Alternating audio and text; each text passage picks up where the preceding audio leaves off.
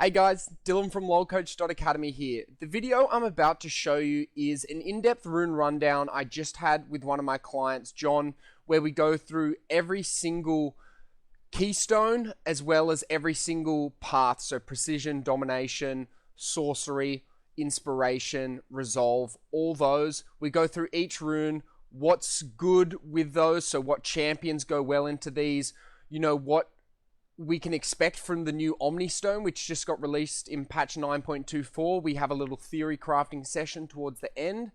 And we also kind of chat about the more secret or unknown little abilities or fine print that a lot of the runes have that not many people know about. So it's a really educational, in-depth session.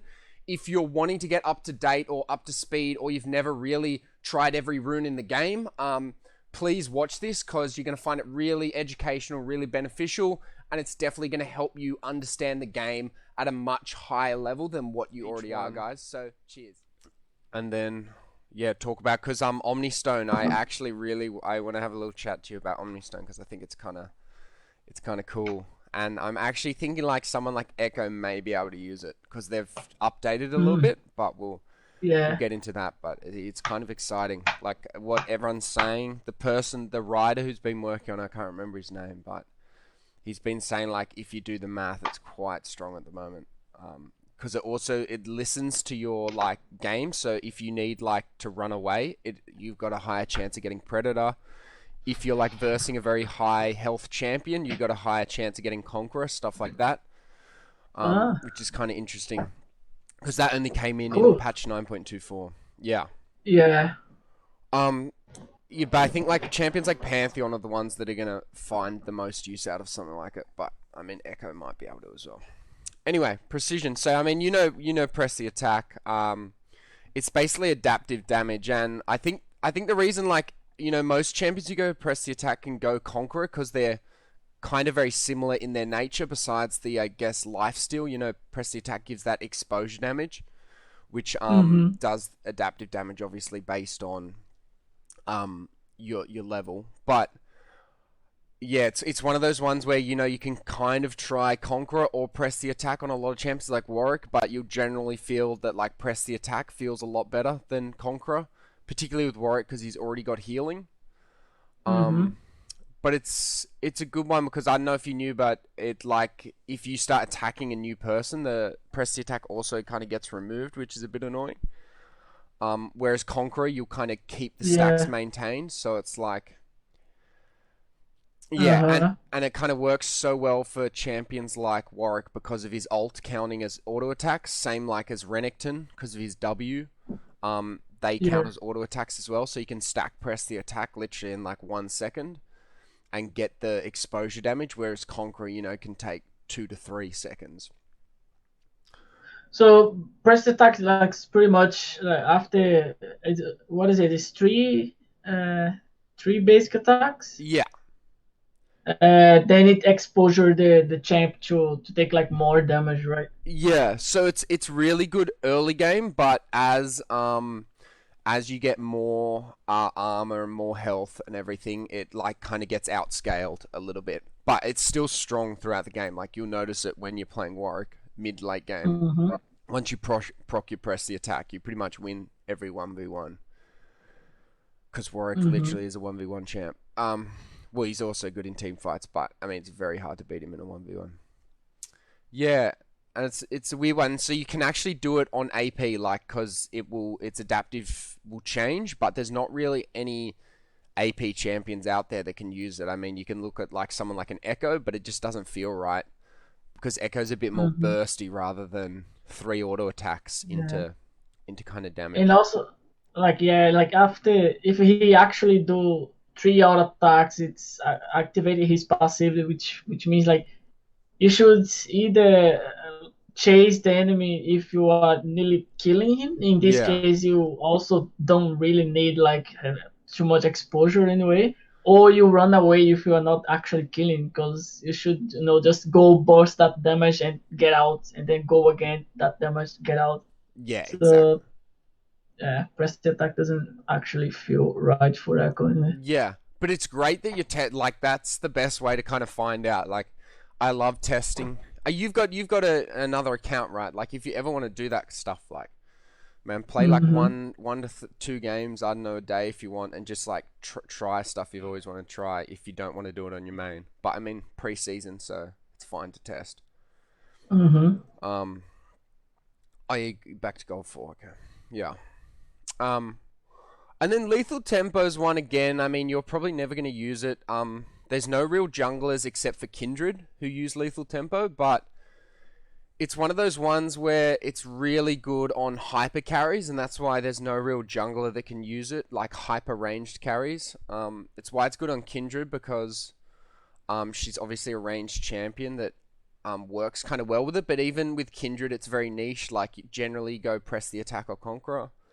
But with the actual Conqueror nerfs, yeah, Lethal Tempo's looking, or press the attack's looking better for Kindred. But basically what it does is it scales off your current attack speed, and it allows you to exceed the attack speed cap. So generally, champions can't exceed the attack speed cap, which is 2.5 attacks a second, until, you know, they're probably like level 14, level 16. Like, you think of like Jinx, Kog'Maw, those kind of champions. Mm-hmm. They're the ones that kind of like do so What well about with it. Vayne? The thing with Vayne is press the attack works so much better because of her I think they're called a Her W silver as well. bolt, her silver bolts or whatever, where they do true damage. Yeah, after 3 attacks. Yeah, her W. It exposes and does true damage, like, and that scales so well with Um, press the attack. I don't know if you've ever seen a Vayne hit you after the 3rd hit, with press the yeah. attack proccing and then her W as well. It's disgusting, but generally, yeah, it's a good one because generally Lethal Tempo works best when the champion has quite a bit of range because it's less moving. So Vayne is very like mobile, therefore you can't utilize Lethal Tempo because if you're doing 3 attacks a second on Vayne, but your range is this short, you know, you can only get in 1 or 2 auto attacks in that actual Yeah. second before you have to move. Whereas a Caitlyn or a Jinx can kind of go into their long range form, Tristana, Kog'Maw, all of those have quite long range. So you could be, you know, your attack radius, you could be halfway in it, and then you could just get, you know, those 3 attacks off a second without having to move. Yeah. So it's an interesting one. Like, I think if you're very good with your micro, you could obviously make Lethal Tempo Vayne work, but it's one of those ones where press the attack's just a lot more consistent, a lot safer. Hmm. Um, yeah. I used to use Little Tempo like when I started playing him, no mastery. Yeah. I So Master Yi and Jax can actually use Lethal Tempo. Um, Jax not so much anymore. But people were going it. Yeah, and I guess hmm that's a good point. I completely forgot about Yi. Yi used to almost always go Lethal Tempo, and then kind of Conqueror. Everyone was like, Conqueror's busted. Um, Yeah, like at the start, I remember it was like so hard to decide which one, Little Tempo, Conqueror. Like some people yeah. say no, definitely go Little Tempo, and then other people like oh no, definitely go Conqueror. And so then I started doing like oh if the enemy team has like a lot of tanks or 1 or 2 tanks, I go Conqueror. If they Yeah. all squish, I go Little Tempo. Yeah, that's a good point. I completely forgot about Yi and Jax actually. Like, I don't know if you ever tried Lethal Tempo with Jax. No. It's a bit weird. Like, it works really well if you get the CC. So if you get your stun off, it's quite nice. But Hmm. it's a little bit niche there. Yeah, so it's a good one. I mean, I guess you tried it on Yi and you don't use it anymore because I think Conqueror's just quite No. Uh-huh. quite strong. Um, and then Fleet Footwork is a I pretty. see Yasu's using this one. Yeah, so I actually sometimes like if you ever play like Mundo jungle, you can use Fleet Footwork because his clear's quite bad. So if you're ever wanting to play like like a champion that isn't a very good jungler, or like has a tough early clear, you can use Fleet Footwork to kind of make it a bit easier because you can kite a Mm. bit easier and get a little bit of health. But I mean, it's generally like not recommended. It's only when you're playing super niche stuff or Mundo. Pretty much everyone goes Fleet on Mundo. Um, Okay. but I've done it with like But why? Poppy. What does it do? So you get stacks up to 100. So moving and attacking generate stacks for you.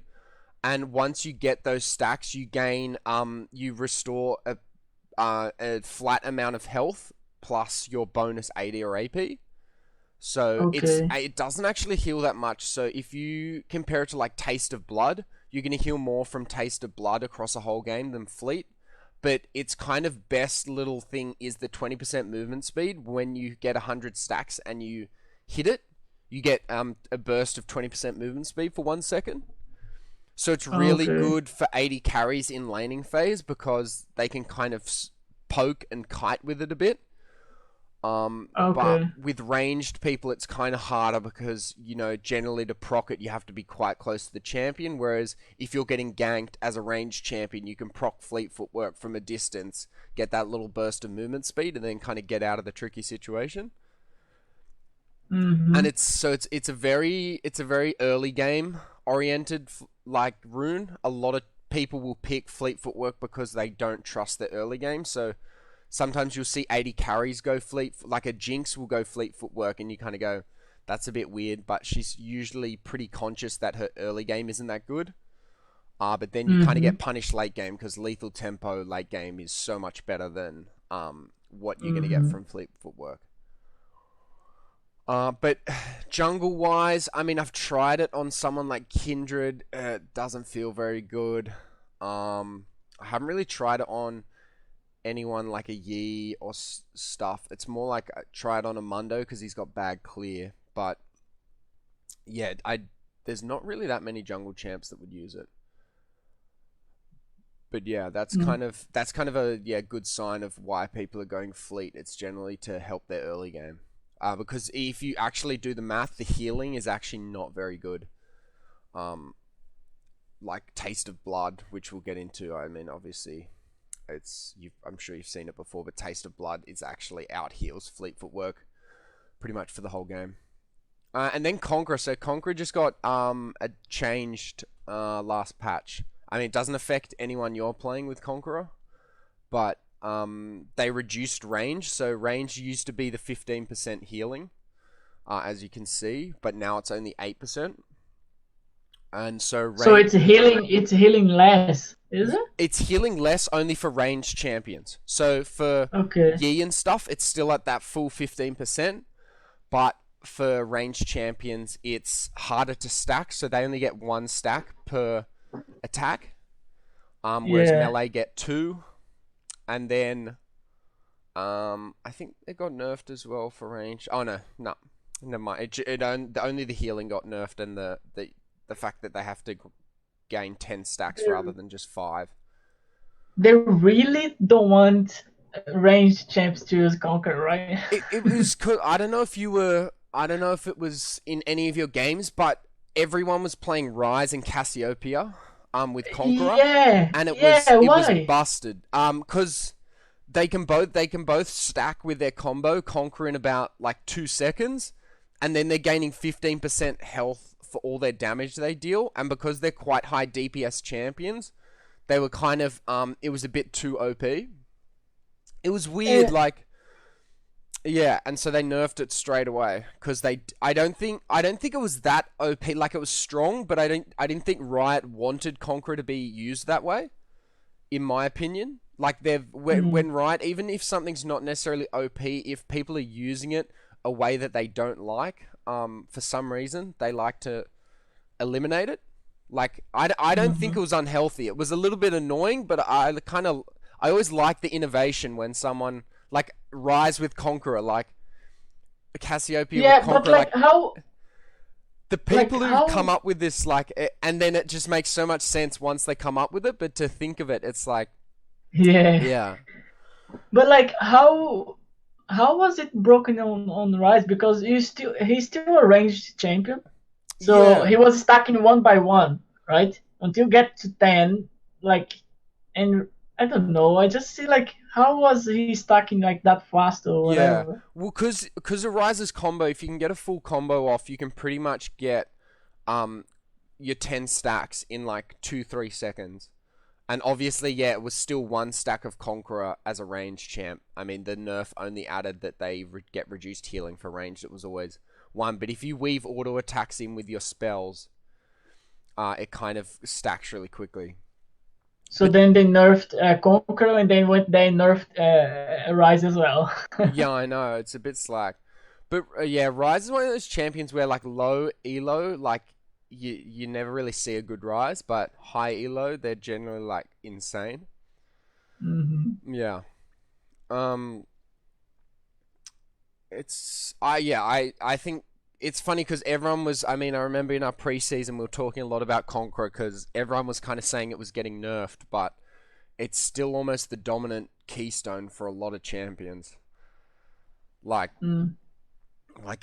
like almost all top laners. I mean, even Garen's going Conqueror now. Like, there's champions that wouldn't usually go it, and it's just because of the healing. I think the healing's too strong, 15% healing. But I mean, if they're happy with how it's doing, I guess they got to leave it.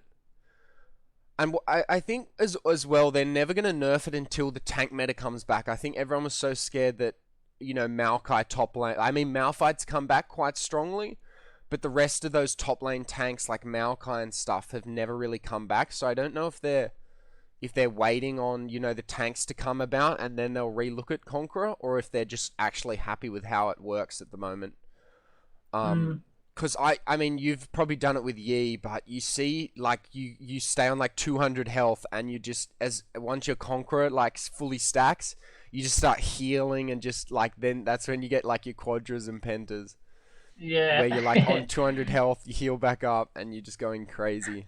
And it feels so And then good. you get a kill. You also heal a little bit from the kill as well. Yeah, like Conqueror is one of The the second best tree. feeling. Yeah, it's one of the best feeling runes because it has that sound when you hit full 10 Yeah. stacks, and you're like, okay, I'm online. Yeah, When you hear that sound, it's kind of like a burst for your mentality. Like, okay, now I'm gonna kill you. yeah, And it's cool because it works on both ways. So like, even when the enemy hear listen to that sound as well, he kind of gets like a little bit scared because he yeah. knows that the guy just from Conqueror. So like, oh shit, I'm getting away from here. Like, It's actually a really good point because, yeah, like whenever I'm skirmishing and I hear the enemy's Conqueror proc, I'm like, oh shit, okay, this is time to back off. Like, I almost use it as yeah. like a sign. If they hit their Conqueror stacks before I do, I'm kind of like, okay, they've got it, so I'm gonna back off now, wait for the And cooldown, and then sometimes they wouldn't even win the skirmish, like they would yeah, die, but because you heard that, you back off, and they yeah, you get intimidated. get Yeah, away. it's yeah, that's a good one. Yeah, I actually didn't even think of that until you said, and I'm like, yeah, that's actually so true. The other ones doesn't have sound, right? Press attack, I think, has like some Press small. Yeah, it's like almost like armor chinking. Like it's kind of like like Yeah, it's a weird sound. Electrocute's kind of like a mini explosion. yeah. But then the Fleet as difference well. is like Yeah, it the doesn't difference sound is as like good. electrocute is already when you hear that it's already done. It's Yeah, like you yeah, don't expect exactly, anything apart from that. You know what I mean? exactly. You're not. Conqueror is like, Yeah, oh, be alert! Like from here now. yeah, exactly. Yeah, no, Conqueror's a freaky ass keystone. And then the slots for precision. I mean, overheal. This is something that 80 carries use. No one else really uses it, but it's basically for champions who build lifesteal because it starts converting. It's almost like a bloodthirster. Have you ever bought a bloodthirster before that gives you a shield when you heal, overheal? So like Okay. if you're on 100% health and you've got a Vampiric Scepter, so you got like 12% lifesteal or whatever, you can actually heal up a shield based on for Okay. overheal. It's 20 to 100% of your maximum health. So for 80 carries, Mm. you know, it's a little bit, but it's an interesting one because it kind of beats, or it doesn't beat, but I mean, Triumph or Overheal is basically the choices everyone has. Presence of Mind's very niche. Like people like Rise and stuff can use Presence of Mind, but for 80 So this carries, over here is more like for for like lifesteal or something like that, right? Because it's the excess of healing that Yeah, becomes so if a you're playing like a champion that has no life steal, it's going to be pointless. But it's also like if you're going to be playing Warwick, you'd rather Triumph because you generally you're in those kind of more clutch situations where that healing of your 12% missing health is going to be so much more beneficial than this little shield that you're going to get from your healing. yeah, and also the shield is just when you're already 100% health, Yeah, right? exactly. So that's why 80 carries like it, because in laning phase, they can build it up quite safely. Whereas, I mean, a jungler, you're never going to have it in a fight Mm-hmm. kind of thing. It's just going to make your clear a bit healthier, I guess. But you're never probably going to really use it that well. Yeah. Yeah, it's really only 80 carries go it. Especially like if you think of like a Kai'Sa who gets a shield off her ult, stuff like that, she can end up getting like these massive shields. Like if she has Uh, a Janna support or something, it's like she ends up getting like 1k shields, and you're just like, Jesus. shit. Yeah.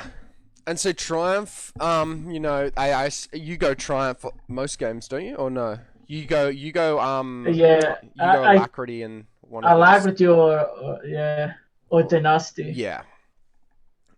So Triumph's one of those ones that I sometimes like to go instead of one of these, but like I'll always go one of these, and then either Triumph or one of those.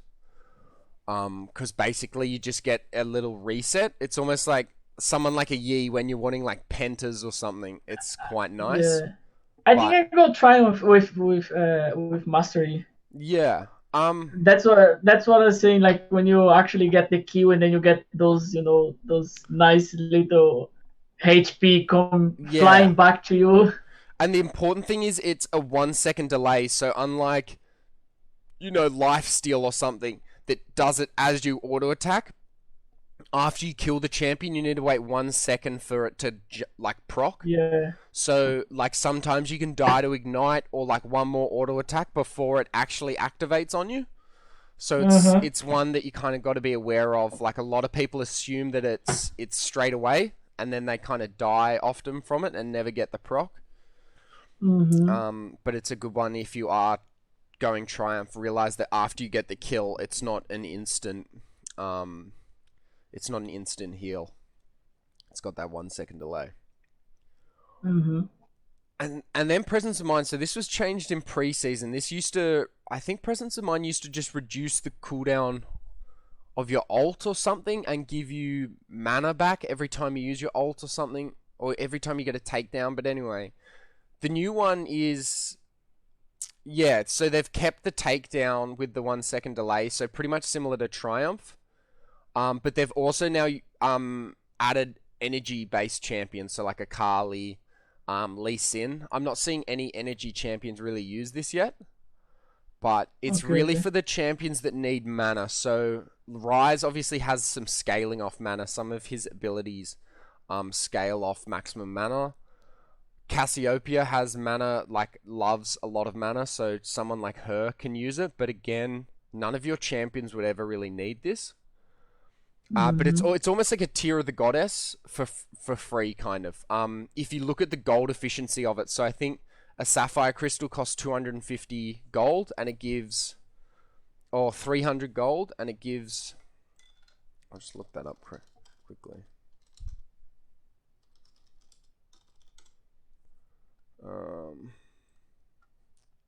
So yeah, sapphire crystal costs 350 and gives 250 mana. So this is actually worth 700 gold when you think about it, on its own.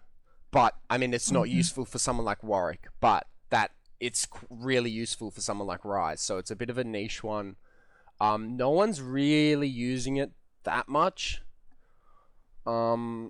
I actually really want to see energy champions on it, because I think an extra 150 energy added to your max is like insane for someone like a Kali, whose energy costs are quite high, but also someone like Lee Sin you could try it on. Zed. Zed, yeah, you could actually. That's actually a really good one. Yeah, someone like that I think could be really It could be really interesting, and I don't think anyone's actually doing it. I haven't seen many people do it, or maybe I just haven't noticed. But Mm. it's an interesting one, particularly for those kind of champions that are very energy based, and then the only mana champions are Rise and Cast with that. So then Alacrity, this is kind of the one you always take, I'm assuming, or Tenacity, depending on the matchup. But I mean, with someone like a Warwick and a Yi, yeah, I guess it depends. But basically, it's the Alacrity and Tenacity. Both of these actually scale at the same rate, except Bloodline takes a little bit longer to scale, even though it gives you the same stacks. It just ramps up a little bit slower. So Bloodline, really, you only use it on 80 carries. So what it does is it gives you lifesteal per stack instead of attack speed, or instead of resistances. Sorry, not resistances. Tenacity. It gives you lifesteal. So a lot of late game 80 carries, if they think they can get through laning phase, they'll use Bloodline. But generally, most champions will go Alacrity because the attack speed's so good. Especially as a jungler, you're pretty much always going to want to go Alacrity as the primary choice. And then Tenacity if you know you don't want to build Merc Treads, or if you want to build Merc Treads plus have extra Tenacity and kind of, reduce all that CC. Like if you're versing something like a Mm-hmm. Morgana or something, you want to kind of get away from those binds and stuff. Yeah. But I mean, I assume you probably use Alacrity the majority of the time, and then a little bit of Tenacity. Yeah. Yeah. Yeah. I rarely go Tenacity, but Mm. I just go if that is like two, minimum two, really hard CC champs like Morgan and Lux. Then I Yeah, go Tenacity. yeah, yeah, Or and also like most of the CCs, like generally there is always like two or three champs that has CC, but yeah, like most of them are like knockups, so that doesn't actually count. yeah, yeah. So Exactly. like Nautilus, for example, that knockup from Nautilus like doesn't, like Yeah, it help. Tenacity doesn't do anything to it. So Yeah, it helps with his mini stuns, but yeah, not his knock up. Yeah, yeah, so like Morgana, Lux, even Rise as well. Like his yeah. CC is kind Vagar of as well. Yeah. annoying. Vega, yeah, mainly.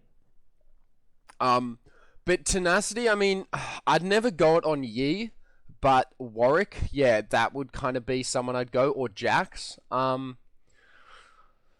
But it's one of those ones, yeah, like it feels really bad. Like Alacrity feels so good. Like you can tell when you're gaining stacks of Alacrity because you're like, okay, my attack speed's really good now. You know what I mean? Like you feel it. Mm-hmm. And when you don't I go never it, see I never feel the difference with Tenacity. you never feel the difference. I No. agree.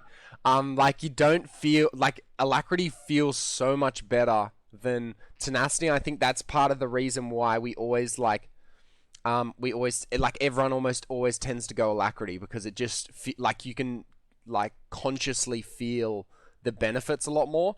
And I mean, 18% attack speed is pretty darn good. Like it feels a lot better than the Tenacity you're getting. I mean, even though it's 30%, which is actually pretty insane, it just doesn't feel as good. Um, It just, I don't know. I don't notice any difference. I think I would need to play two games in a row with like two hard CC yeah, champs against two hard CC champs, and then both of them, guys, I would search online, might have like some test, like CCs with the nasty, without the nasty, just to see the yeah. difference, like myself, because I don't feel any difference. I never did the boots, the merch threads. You'd never do them. I never created them, never. You thought about it that one game though. Remember that VOD review? Like, am I gonna get Merc Treads or Tabby? And I think you might have actually got Yeah, Merc Treads. Or did you no, get I Tabby in didn't go for it. I went for Tabi. I never created. I always think about it, then like, because the other boots actually also feels nice. You know what I mean? yeah, yeah, I don't know. I just need to notice it. Like I need to actually open my eyes to notice what the nasty actually does. yeah. Yeah, I think you should definitely try it because I like Merc Treads are very good boots. And you can, even if they're really hard CC, you can go legend. You can go tenacity like here in your slot, and then go merc treads as well, and you can get even like better cooldown on all that CC, like reduce all CC on you. But it's a little bit of overkill, I think. The alacrity. If you know you're gonna get merc treads and you're thinking, oh, they've got a lot of CC, you generally go like alacrity as well. But if you're kind of like, oh, I want to go my Zerker Greaves, or I want to go, not Zerker Greaves, Berserker Boots, or I want to go Tabby, you know, you go, okay, I might go Tenacity this game. But it just doesn't feel good. Because it's ramps as well, like when you get an extra 5%, you're not going to notice that when you get Morgana's like snared, you know? You're not going to notice that little bonus. Late game, you get stunned by Morgan, you just, like, release the mouse, the keyboard, and go get a coffee. Yeah, exactly. Then you come back to the game. And that's it. It almost still feels pretty long, even with tenacity. I don't know why. I think it's just one of those psychological things. And then, yeah, Bloodline, very similar to these. They just stack. It's a bit more useful late game, because, I mean, 12% late game lifesteal.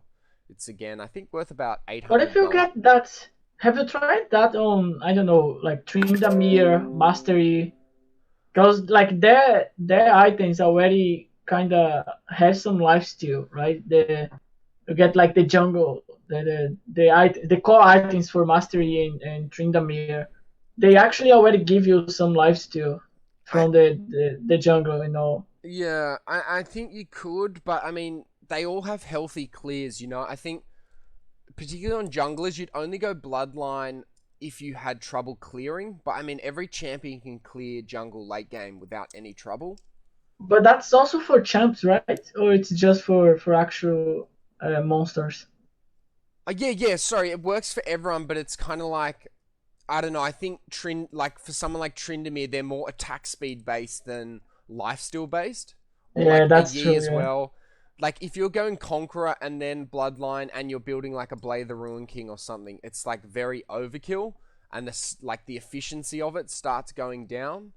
And you also get punished a lot harder if they build a Morello's, or if they build Executioner's Calling. Like they all kind of, it's like investing, you know. You don't want to put all your kind of stocks or money in one place, because then they can kind of build something that completely counters your entire healing kit, and then you start getting owned because you're healing 50% less, but you've got Bloodline, Conqueror, and Blade the Ruin King.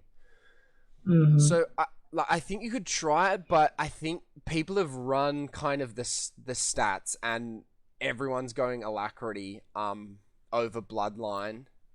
Like, you know, as a trend or something, because that 18% attack speed, the crits are going to come faster with Yi, you know, your double attacks are going to come faster, your alpha strike's going to come on cooldown more. And you look at your Yi, late game, you get a lot of auto attacks off, but it's also a lot of alpha striking. Like, a lot of your damage or you know, your ability to get those pentas is because you're pretty much untargetable for 50% of the fight. So I think the alacrity just comes in a lot more handy there. Yeah, that's true. Any champ that would actually use Bloodline? Yeah, so it's 80 carries that generally use it. So like a Jinx, mainly Jinxes. So what about Jinx? Would also go for attack speed, I guess, no? Yeah, but if you go say lethal tempo on a Jinx, you don't really need this, and a lot of the pro players go Bloodline because it's just better, because a lot of them now build like Infinity Edge, then an attack speed item, and then they won't build lifesteal until, you know, their 3rd, 4th, 5th item. So this kind of gets stacked up by, you know, your 2nd item. So it's almost like you've got a lifesteal item without actually spending any money, because there's no good lifesteal item for 80 carries at the moment. Like, no one wants to build, except maybe on Draven, no one wants to build a Bloodthirster first. I mean, Blade the Ruin King, yes, but the build path for it is so bad for laning phase.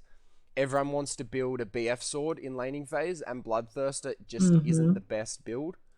So yeah, it's kind of counterintuitive, but because of what it allows you to build, that's why people go Bloodline as an 80 carry.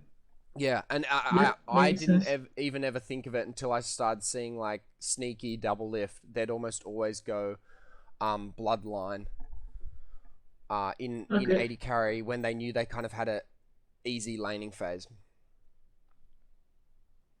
And so slot 3. So which one do you usually go? For Warwick, I'm seeing the increase damage to below. I go last stand. Last stand. Okay. Increase damage to champs while below. No, wait. These 5 increase damage to champs while below 6 maximum health. Uh, and Cope the Grace is when the champ is low in health, right? Yeah. Yeah. The enemy champ is low in health, right? Yeah. Yeah. So yeah. No, yeah. So I go last stand, I guess. Okay. So statistically, this like No. everyone goes coup de grace because it's the way like it's flat. So as soon as you get to that 40%, you're going to be doing that flat 8%. Whereas cut down and last stand, they've run the numbers with it, and I mean you can do it as well. Like play a few games with each, and then look at your stats afterwards. You'll notice that your coup de grace does more damage. It's cause like it's so rare with Warwick. Like it's when you actually have the luck to go 1v1 against a low health enemy with Warwick, it's like it's guaranteed kill. Like Yeah, you will get it that's because true. you will have your passive is gonna be active, so you're gonna chase. Nobody can run from you, so you can the lower they get, the faster you get because you're passive, so they can't run. Yeah, As soon as you get close to them, you can just like use your Q. You automatically get them lower and you heal. So yeah, like when you actually play Warwick and you fight against an enemy that is like really low in health, you actually don't need Coup de Grace because you already have like the guaranteed kill kinda. yeah, So uh, if you're actually gonna have like a fight that's gonna take like a lot of time, it's because the enemy is already like full kill or you are like low in health and the enemy like okay now I'm gonna kill Warwick. So then I think last stand it's kind of like more helpful because if you are full and the enemy is low, it's guaranteed kill. yeah. So then there's the situation that both are low. Then last stand is gonna help you, Yep, and the situation that both are full, last stand is gonna help you. So it's that's like kind of 2v1, but just for Warwick, I feel like that. it's yeah, it's true. It's just coup de grace kind of works in every situation. So like if no matter who the champion is, if they're below 40% health, that's when you want to kill them kind of thing. Whereas sometimes when you're um you know they're based on missing health, like it might not work in that situation. But I like how you're saying, like if you like on a champion like Warwick, yeah, you can go last stand instead of coup de grace because you can literally chase someone down. But stat wise, like you look at the flat numbers, and generally coup de grace almost always out damages either one, and Mm. I don't really know why either. Like I always feel like these two can be really good in certain situations, but for some reason, I mean, I haven't done extensive testing, but I've done it like over like 5 games each on the same champion. Not perfect, similarity game conditions, but this guy's always come out on top with most damage, whereas these two have come out really good in particular fights. Like in your situation where you're both low or something, that's when something like last stand can work really well, particularly with someone like Warwick or a Yi. That's when a last stand's going to do really well. But the thing is, like, it only scales up to 11%, whereas, like, it scales. So you start off at 5% and it scales up to 11% based on how low they are. Whereas with Coupe de Gras, as soon as they're below 40%, you get the full 8%. So it's like, Mm. for last stand, it's inefficient until you get to that 80%, which is, that 8%, which is probably like 40% of your maximum health, but there's a lot of fights where you'd never get below, so you're not even using it. Like it never activates. where every kill, this is going to make you do more damage. Whereas, not every kill, this is going to make you do damage, or every kill, this isn't necessarily going to give you any bonus damage. So I guess there's two schools of thought. Like, your way as well makes sense.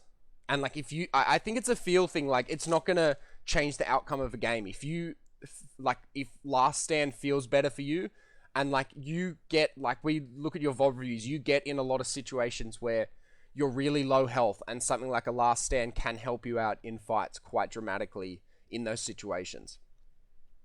So I think if you like the feel of Last Stand, go for it. But I never actually tried Coup de Grace on Warwick, so I'm gonna try it. Yeah, because you could even play your next 10 games with Coup de Grace, then look at your last 10 games with Last Stand, and just do an average number.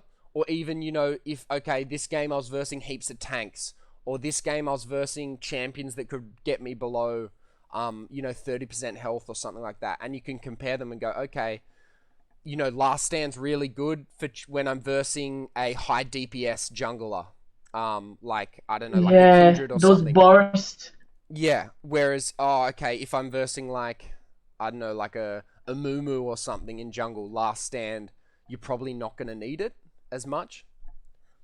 But yeah, I think run the numbers, do your own testing. It's the best way to figure it out. I haven't actually tested it in a little while, like probably like, I don't know, 4 months or so ago. So and that was changed to Coup de Grace, I think. I think it got nerfed like recently. Yeah, Coup de Grace got nerfed. I think a few patches ago. So my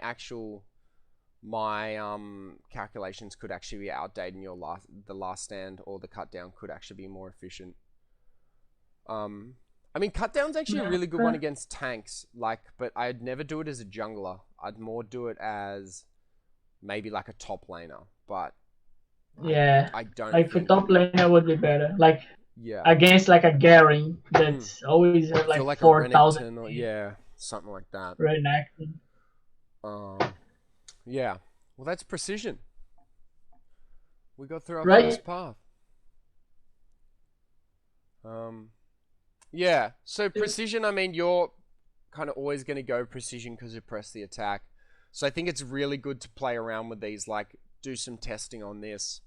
I'd be interested to know as well. Obviously with slot 2, it's kind of like tenacity never feels good, so we always go alacrity. I mean, everyone does it. I do it. But yeah, if I play 80 carry, someone like a Tristana or a Jinx, I'll go Bloodline. So precision is like, as first 3 would be like more indicated to 80 carries or to champs that depends like a lot of like attack speed, like mastery, very attack, auto attack focused path. It's very auto attack focused. Everything pretty much works most efficiently when you have high attacks a second, and I think that's another reason why they kind of nerfed Conqueror on Rise and Cassiopeia, because this tree, they don't really want them going this path as their primary path. They kind of want it as a secondary path, if at all. So yeah, it's a pretty good observation. It's always going to be those like auto attack focused champions. Yeah. Yep. So domination. So you probably use Electrocute and Dark Harvest on Echo. I'm still trying to decide which one I should actually go. Yeah. It's an interesting one because it's, again, how I look at it is Electrocute's very early game, like really good early game. So if you kind of feel like you have a weak early game on Echo, like if that's when you struggle, Electrocute's going to help you out more because it's just going to make your fights a little bit easier. Because you're going to proc Electrocute, as long as you get those 3 attacks off, which is pretty much Echo's combo, you're always going to hit Electrocute. Whereas Dark Harvest, it's not always going to hit, and it actually takes longer to scale. We'll go into the numbers quickly in a bit, but you look at how Electrocute scales, and it scales off your bonus stats for your bonus AD, and then plus 25% AP. So it's actually really good on champions that have both, but it's not good enough for, like, say, like a Carly would go really well with Electrocute, but no one does it because Conqueror is feeling so much better at the moment. But for someone like Mm-hmm. Echo, it works really well because of their kit. It just gives him that burst potential where he can one-shot everyone. Never got to that stage yet, but Yeah, you'll eventually, I like, if you get fed on Echo, your Q like clears waves, and your ult can literally take 70% of someone's health off if you like use it right. It's disgusting. And also Electrocute's cooldown is much more forgiving than Dark Harvest. So obviously, if you proc Dark Harvest, you get the stack back. But with Electrocute, no matter whether you hit it or not, it's always going to be there. If you hit it, it's going to be on 25-second cooldown. Sorry, excuse me. mm, Whereas if Dark Harvest, you don't hit it, it's on that 45-second cooldown. So it doesn't feel as good, particularly early game where 45 seconds is a big deal. Late game, 45 seconds doesn't feel as bad, and you're probably getting a lot more kills as you get into late yeah. game. I was searching even like today because today I started, I got Mastery 7 yesterday with Warwick, so I said, okay, now I need to focus a bit like on improving with Echo. Yeah. So I again went back to these like Electrocute or Dark Harvest, and then you go to pro builds and you see like people playing like either of them, and you go to online and everyone that talks about Electrocute or Dark Harvest on Echo, it's always like old posts and always talk about him mid lane, not jungle. Yeah, not But jungle. then one thing that I kind of came out with is, Dark Harvest, you need to be, if you want to stack like a lot, you need to be damaging champions that are below 50% health. But the more you do it, like you damage, just poked a champ now, and then you procced it, and then after 45 seconds, you're gonna want to do that again to, be accumulating that. Yeah. But this now season 10 is so focused on objectives, on like Drakes and Herald and Baron, that even though Echo is a champ that it seems to be, heavily based on ganks, Yeah. you're not gonna be ganking that much anymore. Yeah. You want to, like, as soon as possible, like clear your jungle and get the item and go for Drake, and then go back to your jungle, farm a little bit because you need to be already prepared for Herald, and then after this the first Herald you already need to be planning to go for the other Drake. So like you're not gonna be ganking all the time as you used to do with Echo before. Yeah. So Electrocute is kind of it for for me at the moment. I think it's more like secure. You know that you always have that extra damage after you activate your passive. While Dark Harvest, you need to be ganking all the time because you want to stack that as much as possible for late game. And I agree, and particularly when like this is say like obviously this is your average KDA on Echo at the moment. So when you're looking at something like this, if you're only getting 6.6 assists and 5 kills a game, you're only gonna really be getting 20 stacks of Dark Harvest in a 30-minute game. And if you're only at 20, 30 stacks, your Electrocute flat damage wise, if you look at the stats, your Electrocute in 30 minutes is gonna have done more damage, like hands down. It's more consistent as well, like they don't have to be below 50%, and it scales a Mm-hmm. lot. It scales a lot better in the early game. So Dark Harvest is like incredibly OP if the game goes for 50 minutes because you're at 40 stacks and your Dark Harvest is now doing like 400, 500 damage a proc. But Electrocute is just a lot more consistent and a lot like just feels better again. Um, Mm-hmm. the way it procs Dark Harvest like sometimes takes like has a little bit of delay on the proc for some reason. But whereas Electrocute, like it always feels like it's gonna hit, like when it's gonna hit exactly. Obviously, Dark Harvest has the indicator, but again, yeah, I agree.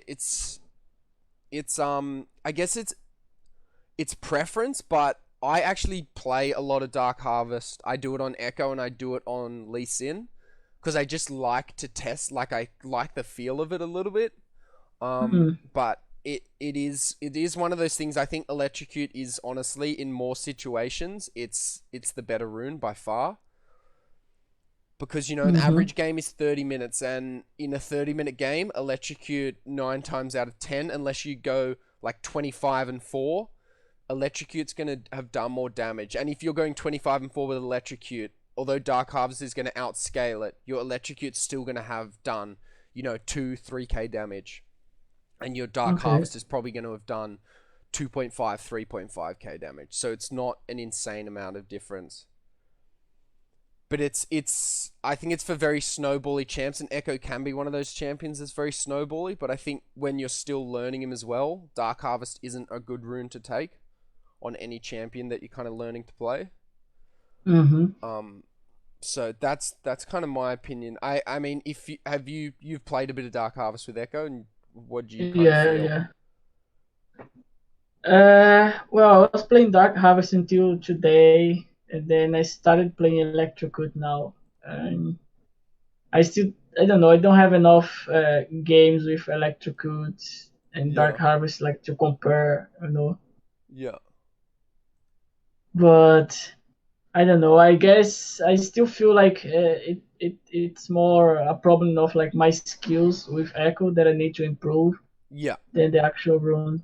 yeah, yeah. I think a VOD review would be good because um, Echo. I think the reason, like, just from what I heard you talk about with Electrocute and Dark Harvest, this is obviously we'll have to wait till we do a VOD review, but Echo's a very gank focused champion, and you are very objective focused. So I think there's a clash there. Like, Echo's good Mm, at taking objectives, like he's great at it, but his gank with his W is like an AoE stun. No one has that kind of a big of a stun. Like, there's no champion that can stun a whole kind of area, like half of the size of the lane, as well as get a shield from it. So mm-hmm.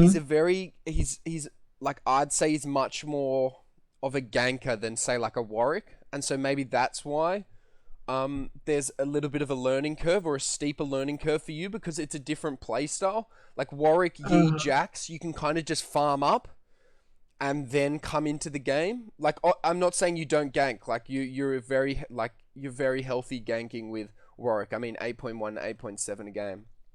That's perfect. But I think maybe that's where we're struggling with Echo, is he ramps up through ganks. He doesn't ramp up through like a good CS score, or like, obviously objectives are always a good thing, but Echo's very like almost gank gank gank rather than gank farm objective or something like that. Like, you mm-hmm. kind of go lane to lane almost as Echo once you've got your buffs. Yeah. So we'll see that in the VOD. Like, we'll see that in a VOD review. Yep. But yeah, I think if you want to, again, you can test them out. But Electrocute over the average game is gonna do more damage for you. Mm-hmm. So I'd recommend that. But Dark Harvest, again, it's like really clutch. If you're in a team fight going for a penta, you're gonna proc Dark Harvest 5 times in a fight, whereas Electrocute, you're only gonna proc once. So in certain situations, Dark Harvest is gonna excel against Electrocute, but overall, Electrocute's kind of, it's the one you can rely on. It's the one that you're always going to get a consistent amount of damage off if you're fighting. Mm-hmm. And so then Predator, have you ever used Predator? Yeah, on Malphite only. Ah, yeah. Okay, you played the dirty Malphite meta. Yeah, I'm gonna still go back play that's Malphite. I feel like disgusting. I should go back play. He got nerfed. His ult got nerfed.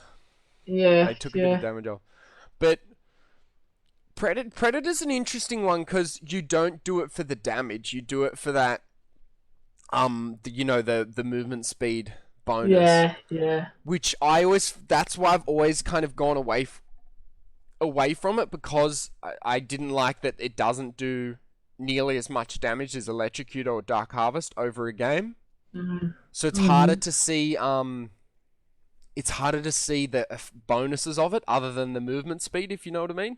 It's like you look Yeah. after the game and you're like, oh, my Predator only did 500 damage, whereas your Electrocute would have done like 1200 damage, and you're like, Oh, that didn't feel very good. But in game, I think Predator feels really good.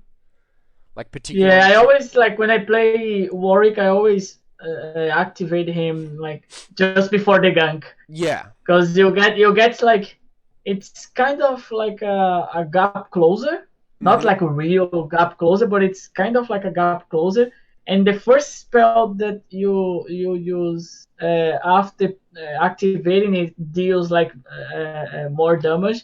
So yeah, like I position myself to gank, and then I activate it and go straight to the gank. So it's kind of like works as a gap closer for me yeah. with Have you him. done Warwick with Predator? Is that what you're saying? No, Oh, okay. I was gonna say that's a bit of overkill. Yeah, but with someone like Malphite, yeah, or like Gragas, a lot of people do Predator Gragas or Poppy with Predator. Um, never played those. yeah. So it's again very niche. I don't think Predator's not really in a good state at the moment because not like just there's no one that really picks it besides like old Malphite. I mean, you can still go Predator Malphite, but Electrocute or Dark Harvest kind of works a lot better on him now. Mm, And it interesting. also doesn't activate until you get boots. So right now, I don't know if you've been looking, Yeah. but a lot of the jungle meta, they're going the inspiration tree and getting the free boots. Not on champions like Warwick and stuff, but it's more like Lee Sins and stuff. They're going the Uh-huh. inspiration tree, so Predator just doesn't really work for them because they're not even going to be able to use it in the first 10 minutes. Plus, keystones are just the other keystones work so Yeah. much better. So yeah, Mm, it's I don't know if they're gonna ever change it or if they're really happy with how it is. I mean, maybe they've run the numbers and they think it's a good keystone, just no one's using it. But um, yeah, yeah. I don't really rate it. And then Dark Harvest. Dark Harvest is a weird one because the way it stacks, it's like quite absurd. Like there's a lot of stacking on it. So obviously you get per soul. So every time you proc Dark Harvest, it gets stronger, and that's kind of that scaling situation. Whereas where if you're going for a game that goes for 50 minutes, those souls are where it's going to start beating Electrocute. So Electrocute scales off plus 40% bonus AD, plus 25% AP, and then Dark Harvest scales less on AD and less on AP, but more with the souls. So Electrocute, as we've said, early game, it's more reliable firstly, but also early game you're going to be doing more damage because you're doing 30 to 180 plus those bonuses, whereas Dark Harvest you're doing 20 to 60 plus the souls plus the bonus AD and AP. So you're just not going Mm-hmm. to be feeling the damage as much.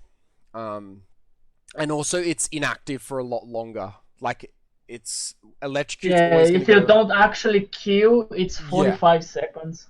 And so for someone like you, when you're playing, again, we go back to it, an Echo, like not saying these stats are bad or whatever, but when, you compared to your Warwick, like when you're only getting this many kills, this many assists a game, Dark Harvest in pretty much 90%, 95% of your games is not going to be as good as Electrocute. So I think we've kind of Mm-hmm. answered that question. Um, Mm-hmm. I think Electrocute's the best choice for you now, but as you kind of get comfortable, like obviously with your Yi and your Warwick, you're kind of building really good pathing, and I'm sure you're doing it with Echo as well. But if you get more comfortable, you can become like really efficient with Echo, where you're almost constantly ganking, and that's when kind of Dark Harvest can become really strong. Mm-hmm. But I also notice, I don't know if you've noticed it, but whenever I play Dark Harvest, I overcommit to get the Dark Harvest proc, or like I like if I gank, I'm like I have to get this Dark Harvest proc, and so I'll do, I might do something more stupid than I'd Well, normally do how do you like? What is necessary to proc it?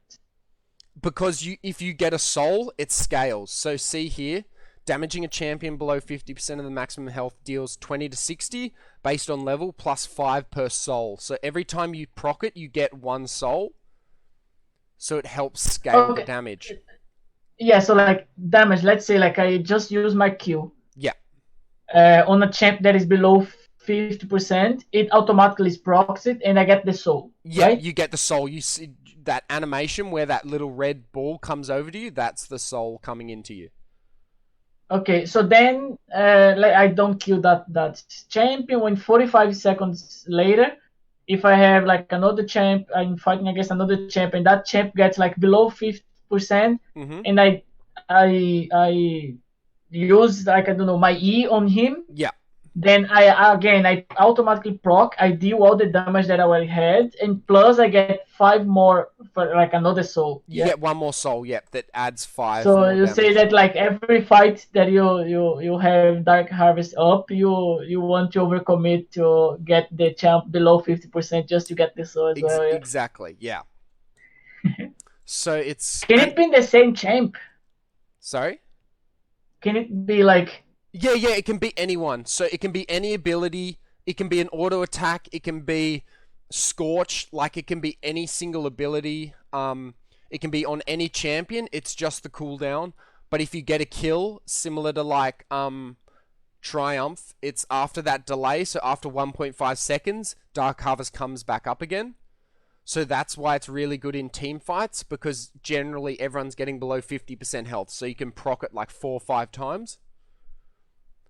Well, but can't you have to wait 45 seconds, right? No. So if you get a kill, Dark Harvest Oh, if you resets. get a kill, yeah, Yeah. So yeah. if you're in a team fight and you start winning the fights, it's like, okay, this is when you start ramping up, and you can kind of be the cleanup crew and kill everyone. But it also I resets. think So it's really good when you actually play Echo Mid because you're constantly there farming and you can, oh, now it's up. So then you just go there and like get like a small skirmish to get the champ. You don't even need to like all win. I want to kill. No, I just want to get him below 50% to get like to stack my Dark Harvest. If you play Echo Mid with that, would be cool. yeah, or you could say you could do that in the same for jungle. You go, okay, I just proc my Predator. I've got 45 seconds in the jungle. I'm gonna clear 2 camps, and then I'm gonna go to mid lane. Proc it again. Okay, Dragon's up now. I'm gonna go do Dragon. Gonna back. Okay, my Dark Harvest back up now. I'm gonna go bot lane and gank. And so you could do it like that as well. You could almost use the 45-second timer for someone like you who's having Interesting. problems with ganking. Try and, okay, my Dark Harvest is up. Okay, now I look, like, use it as an indicator to be like, okay, now I look for a gank because I can get a soul. It's not just getting the gank and helping my lane and getting some gold, it's also helping me stack my damage. So Cool. Yeah, you could interesting. I will try that next game. you can look at it like that, because I mean, like, looking at the stats, that could be a good kind of way to actively get you thinking about, okay, I need to use my Dark Harvest. Um, yeah.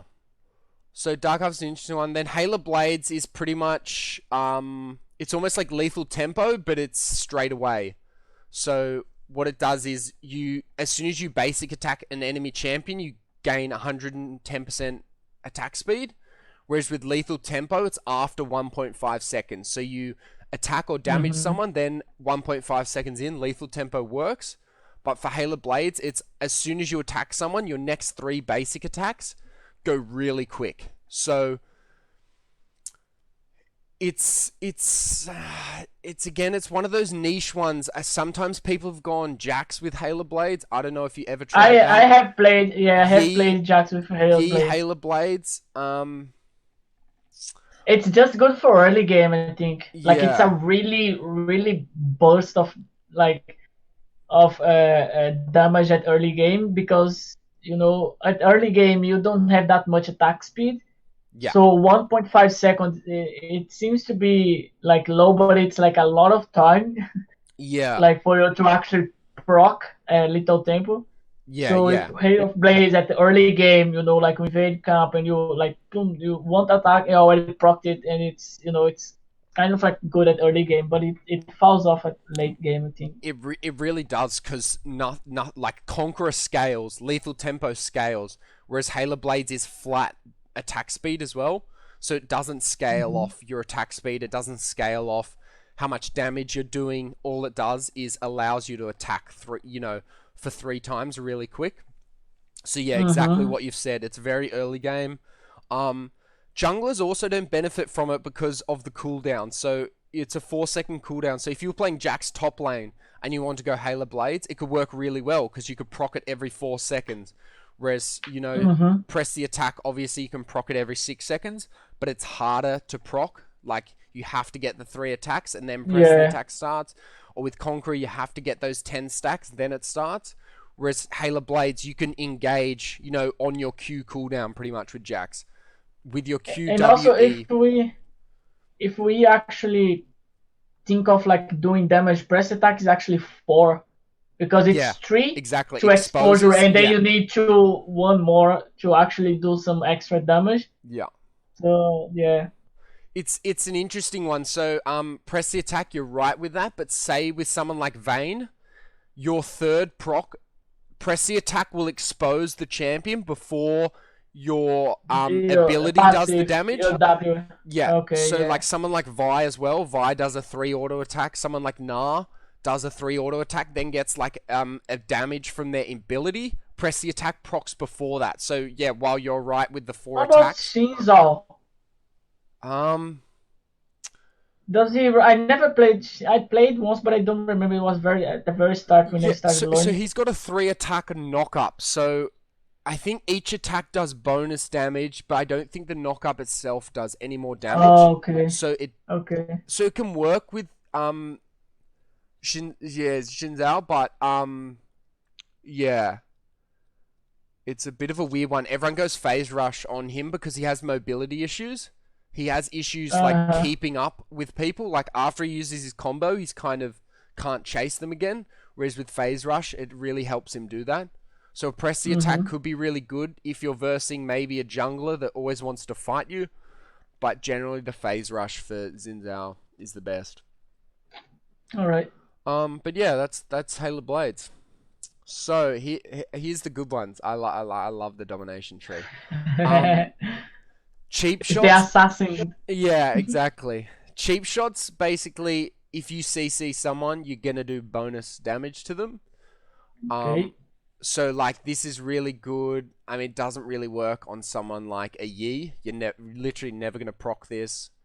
What about Jax? Yeah, Jax, it can work, but Jax. If you actually go for Hail of Blades, because then it's in that tree. However. Oh, but Jax actually sudden pack because of the jump. Yeah, so that's the issue with cheap shot is everyone who wants to go cheap shot benefits more from sudden impact pretty much. It's like Jax benefits more, like all those kind of champions, their jump because it gives you as well. Yeah, exactly.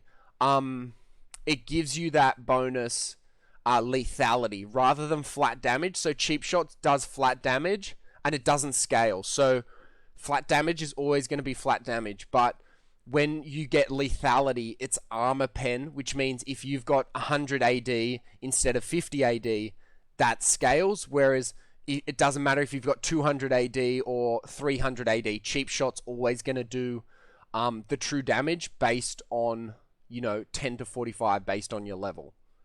So they've both even I'm thinking about all the champs that I play, like even Echo, like the dash would sudden impact would be better as well. So sudden impact as well lasts for 5 seconds. So you gain that lethality for 5 seconds. Whereas you only get cheap shots straight away and then it goes on cooldown. So one use case of where you'd use a cheap shot and it's not over sudden impact. Pretty much everyone always goes sudden impact over cheap shot. Is like someone like a Cassiopeia does really well with cheap shot because her poison pool. I think it's called miasma or whatever. Her W that kind of puts out that pool where they can't jump away. She kind of gets good damage off on that, but again, it's one of those things that it's not that good. Or someone with like slowed or immobilized. Right? Yeah, so someone with a Rylai's could do really well from cheap shot. So if you're like a Rise, you could make cheap shot work. Like, I mean, Mordekaiser maybe. A Mumu, yeah, you could use a Mumu with it. But again, sudden impact with a Mumu would be better because that actually procs the sudden impact as well. Yeah. So any like movement like that, procs it. So like a Vayne tumble can proc it. Amumu Q can Okay. proc it, Malphite alt procs it, Nocturne alt, stuff like that. Okay. Yep, Jax's jump, obviously. And then, yeah, so those are kind of the two. I mean, yeah, sudden impact's like the bigger brother of cheap shot, pretty much. It's almost always going to be more useful. Mm-hmm. So And that, oh, a good point as well is like the effect that triggers the sudden impact. So Jax's Q, for example, that gains the benefit of the lethality bonus. So mm-hmm. kind of like press the attack with Vayne, it procs before your damage actually procs, which is kind of, Oh, okay, cool. yeah. So it's The it's same for Mastery Alpha Strike? yeah, exact same. So after you before your Alpha Strike does the damage, sudden impact registers, gives you that bonus lethality, and your Q, yeah, your Alpha Strike will do more. Nice. Yeah, and it works perfectly because for 5 seconds, that's all Yi needs for a penta. Um, and then and then Taste of Blood. This is again one of those. So I was talking a little bit about fleet footwork. Junglers, you'll never really go Taste of Blood because it's a very lane phase sustain based rune. It's got a 20-second cooldown, so again, junglers, it's only gonna work every time you gank, and really you don't need healing like this when you're ganking. It's kind of useless. Yeah, it's useless, but if it's on, so I'll do a use case. So I do Taste of Blood on champions that kind of have a weak early game in laning phase and can get bullied really easily. So like someone Like who? like a Vladimir, I use Taste of Blood on. So I'll go like Phase Rush tree, then into Taste of Blood, and probably Ultimate Hunter on someone like a Vladimir. Just because every 20 seconds, including your Q that you already get heal, you can also auto attack them to get that little bit of health back. Yeah, that's true. And it's And he scale. doesn't have any dash or anything. Yeah, And exactly. doesn't Yeah. have NCC either. But this Ultimate Hunt is really useful for Vlad, so you kind of Mm-hmm. really want that because Vlad's all based around his auto attack. Yeah, so that's kind of a use case. I also I played Hecarim top the other day, and I went Taste of Blood because it's a nice little trade because it does the damage plus it heals you. So instead of just doing 18 to 35 damage, it actually heals you for the damage as well. Okay. Yeah. So it's an interesting one, but again, it's quite niche. So I mean, a jungle is never going to really use it. Do you ever go domination with these guys? I go eyeball Eyeball collection. collection, yeah. Oh, So I think I go ghost or zombie with Timo when I play top because of the shrooms. yeah. Yeah. Okay. Yeah, that's. Does that count? Well, I played Timo last time was like when I started playing when I used to play top, and yeah, it actually Oh, okay. did it. That's cool. Okay.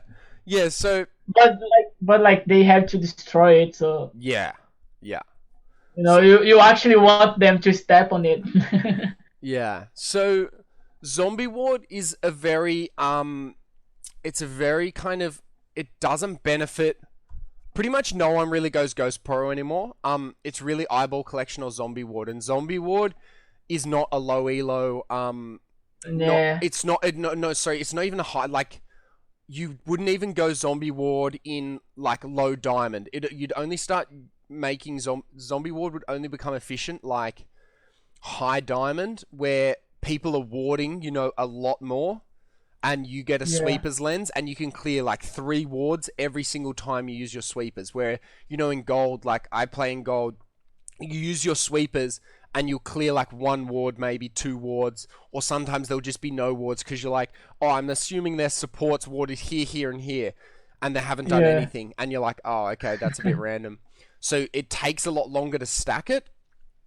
But what it Mm-hmm. gives you is so kind of broken, but it doesn't really work in, iron to diamond until like it gets to late game where every time you kill a ward on Baron Pit, you guys get vision there. That's when it kind of becomes handy at like any gameplay, any elo. But yeah, Mm-hmm. for most of the time, it's gonna take longer because it stacks. So it will give you the same adaptive damage as Eyeball Collection, but it will take longer to get the full stacks because you're not killing as many wards. Mm-hmm. Whereas Eyeball Collection, it's based on champion takedowns, so you're gonna get that quicker Do than. you actually like that's something you actually need to collect something after you kill the champ, or it's No, like automatically? automatic. It's like Triumph. It's like Dark Harvest. It will come to you Okay. automatically. Yeah, you don't have to Okay. pick anything up, which is nice. And then Ghost Pour is that like one. You just whenever your ward Yeah. expires. So it could be like a support thing, but with all junglers, you pretty much always go sweepers. So it just doesn't work. Maybe like as a Lee Sin, you could go Ghost Poro, but again, Eyeball Collection's going to kind of work a lot better because Lee It Sin. specifically says wards there, right? But I'm pretty sure I used to play Teemo with that, and like my shrooms I didn't. expired. Yeah, I didn't think shrooms would work, but if it did, I mean, it kind of makes sense as well.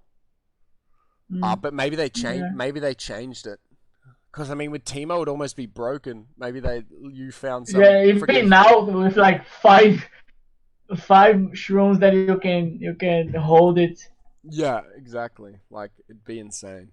Um, Yeah, so that's, I mean, pretty much always Eyeball Collection. You're gonna get to it Yeah. quicker, but Zombie Ward's more utility based. So, in late game where it's very objective focused, the next Baron wins the game, the next La La La wins the game. Mm-hmm. Vision is kind of so important, Yeah. and that's when something like Zombie Ward kind of trumps Eyeball Collection. But in most cases, Eyeball Collection is always the better choice. So Ravenous, I don't know if you've played much with all these hunters, but um, they're I all tried Echo with Ultimate Hunter. yeah, It's cool. It's really cool because you have your ult like nearly all the time yeah, up, ready to yeah. fight. Especially with Echo, like But it. now, Yeah, go. Sorry. I'm like testing the Revenant's Hunter. Yeah. Ah, okay, okay. So Ravenous Hunter, yeah, it's the healing one. So Ravenous Hunter is going to heal you more than any other pretty much keystone. Even more than Conqueror over a game, Ravenous Hunter will actually heal you more. If you go to a 30-minute game and you look, your Ravenous Hunter will have healed you more than your Conqueror, more than your Taste of Blood, more than your Fleet Footwork. It's one of those. It's almost one of the ones that no one talks about. I remember I think I played a game as Rumble mid, and at 15 minutes, I think I had 2.5k health healed from Ravenous Hunter. Like, it was a very unique game. Like, it wouldn't usually happen, but once you get the stacks, you're healing so much. It's incredible. Like 14% health, that's pretty much Conqueror.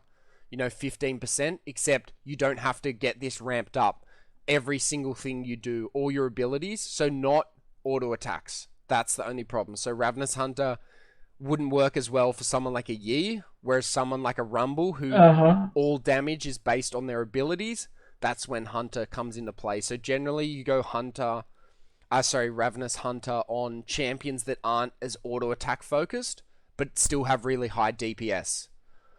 Mm-hmm. But the thing Rise is, would work with that, right? yeah. But the thing is, again, Rise kind of also benefits from Ultimate Hunter, so it's Yeah. almost a preference. Ingenious Hunter is a weird one because it's Never really used it. strong, but it's only on people. So, like, do you know? A lot of people are going like Glacial Augment, like Vagar. Have you ever seen that at the Yeah. moment? So that's when this works really well because it reduces the cooldown of their GLP items. So that Frost Ray that they shoot out, as well as Twin Shadows. both of those cooldowns come down by 40% with Ingenious Hunter. So for someone who plays like Glacial Augment builds with Twin Shadows and I think it's Hextech GLP 450 or something like that, the one that shoots out all the freezing ray bolts, that's when Ingenious Hunter comes out. So it literally reduces cooldown on item actives. So like Zonya's, Hextech Gunblade, all those kind of things. But none of your champions would really ever use this. It's more for those utility based. It could be used on supports as well. So if you've got like a redemption and stuff, yeah. If you go redemption, locket, and stuff like that, that's when that's going to come in handy. And then Hunter, when I play someone like Echo, I generally make the choice between Relentless Hunter and Ultimate Hunter, because the bonus movement speed, it's not like, obviously not like a Warwick passive, but it's kind of like a Celerity and Water Walking passive. You gain up to 55%, up to 55 movement speed of 5 stacks. So it's really good for out of combat roaming. So like junglers will use it the most. I wouldn't really recommend Relentless Hunter on anyone else, but it's also it's really good if you want to like control the map. So someone like a Twitch who wants to gank a lot, Relentless Hunter works really well. Someone like a Warwick, you're never going to really build into this path. So while it would work really well, like imagine a Warwick with Celerity, Water Walking, Relentless Hunter, and then he's passive on top of that. Like, you'd be insane. But the problem is, what keystone would you go on Warwick here? Would you go like Electrocute, Halo Blades or something? Predator! Yeah, or Predator. So you could go, imagine that, Predator, Hunter, Celerity, Water Walking. Oh my god, I don't even want to know. Oh Jesus. You'd be like... passive. It's gonna be like flashing like the whole way. Yeah, because his ult writes based on movement speed, the distance? Is that right? Yeah. So you'd literally go the whole map. Like, you'd go like half the map. That would be disgusting. Maybe that's something to try in a normal game. That could be your next YouTube video. Far out. Yeah, so that's basically Hunter. It's really good on junglers who like to kind of gank and control the map a lot, but it doesn't usually work for a lot of junglers pathing. And also you got to make that choice, like with Echo, Ultimate Hunter, like 25% off your cooldown feels so, off your ult cooldown feels so much better than, while 55 movement speed out of combat feels good, just that 25% cooldown in your ult feels so much better because it's literally up every fight. It's just because, I don't know, I feel it's kind of like an overkill. Well, at least I felt it was an overkill because I also go sorcery, and then there is like the 10% cooldown there on Transcendent. And then you get like as a core item for Echo is that what's the Hextech Proto Belt? Yeah, which also gives you like cooldown as well. Yeah. So it's kind of and like, his jungle item gives him cooldown. And the jungle item as well also cooldown. I don't think Echo suffers from having a long ultimate cooldown. So I think you could try Relentless Hunter instead. And the last change that they did on Echo, they reduced the cooldown of the ulti as well. Yeah, so it's exactly like for someone like Echo, you probably don't need to use it. The one use case would be like you might be able to get your ult off 2 times in a really long team fight. Oh, that's like for sure. I played it and it's like insane. You ulti and then you keep there, like just poking, and then you're like, oh, I have my ulti already back. Yeah. It's like, yeah. So I guess in those situations it could be fun, but yeah, like you said, it can be overkill. Because while it comes down, like Echo's never really suffered from long ult cooldowns, I guess. But someone like a Nocturne, a lot of people will go Sudden Impact and Ultimate Hunter on someone like a Nocturne. It works really well because Nocturne's really based off his ult. Nocturne literally gets kills only when he ults, pretty much, unless it's like a group team fight. So someone like him, it works really well. You could also do it. I'm pretty sure that's what you're meant to do with Malphite. You go Predator and then Hunter. Oh, Yeah, Ultimate Hunter. yeah, Yeah. Malphite, yeah, for sure. Yeah. Um. Yeah. So that's Domination. Such a good tree. I love Domination. It's Yeah, got some cool the stuff. strongest one, I guess. Yeah. Yeah. It's the one. Yeah, you want to do for damage. And so sorcery. Sorcery is very mage focused. So I mean, for you, you're never going to really use this. Ares really a support-based one, so it's basically Yeah, this play little... that on Morgana. It's basically this little wolf that whenever you damage someone, it goes off and hits them for an extra, damage Hmm. based on AD, AP. I played that on Teemo as well, I guess. Yeah, Teemo works really well with it because the poison can multi-ticket, so it can jump back and forth. But the thing with Ares is it has to come back to you first. So Yeah. you can actually move towards your area to get it to come back to you quicker. So if you're chasing someone, like with Teemo, if you're chasing an enemy, area can be really good because you could proc it like 4 or 5 times in one fight. It doesn't have. Oh, you have So just 2 seconds so cooldown. it Yeah. has 2 seconds and then it starts flying back to you. So it sticks on the target. That's its cooldown, and then it starts coming back to you. But Cool. it kind of scales. So as it says there, its speed's really slow at the start, but as you get to like level 18, it comes back to you much quicker. Cool. Yeah, but it's really for champions who shield and damage. So yeah, like a Morgana, a Janna, champions like that. That's when you use it the most, or like niche stuff like a Teemo where you're doing a lot of overtime damage. That's when it can work. Hmm. Some people go it on Jace as well, just for a bit of extra poke, but it's not one that I don't think any jungler in the history of League of Legends has ever gone airy. But it could be one. Maybe you could make it happen. Comet again, very similar to airy, but it only does it based on damage, but it also comes on cooldown the more damage you're doing to someone. So every time you hit another spell, as you can see here, damaging enemy champions with an ability reduces the remaining cooldown. So someone like a Teemo, if you hit them with a shroom and then you hit them with a blinding dart, plus your passive, it comes back on cooldown. You can proc Comet, in a couple of seconds, like 8 seconds, as the maximum kind of, or the minimum time you can reproc it. So it can be really good on champions like Brand. You can hit it like twice in fights quite easily. But again, it's nothing like you look at actually the damage is pretty significant. So like 30 to 100 based on level, plus 35% bonus AD, plus 20% AP. You look at something like Electrocute, 30 to 180, plus 40, plus 25%. If you can get Comet off in, twice in, say, 20 seconds, whereas you can only really you could actually get Electrocute off twice in 20 seconds, but it's much easier to hit Comet because all you need to do is hit abilities. You don't need to get a 3-attack chain.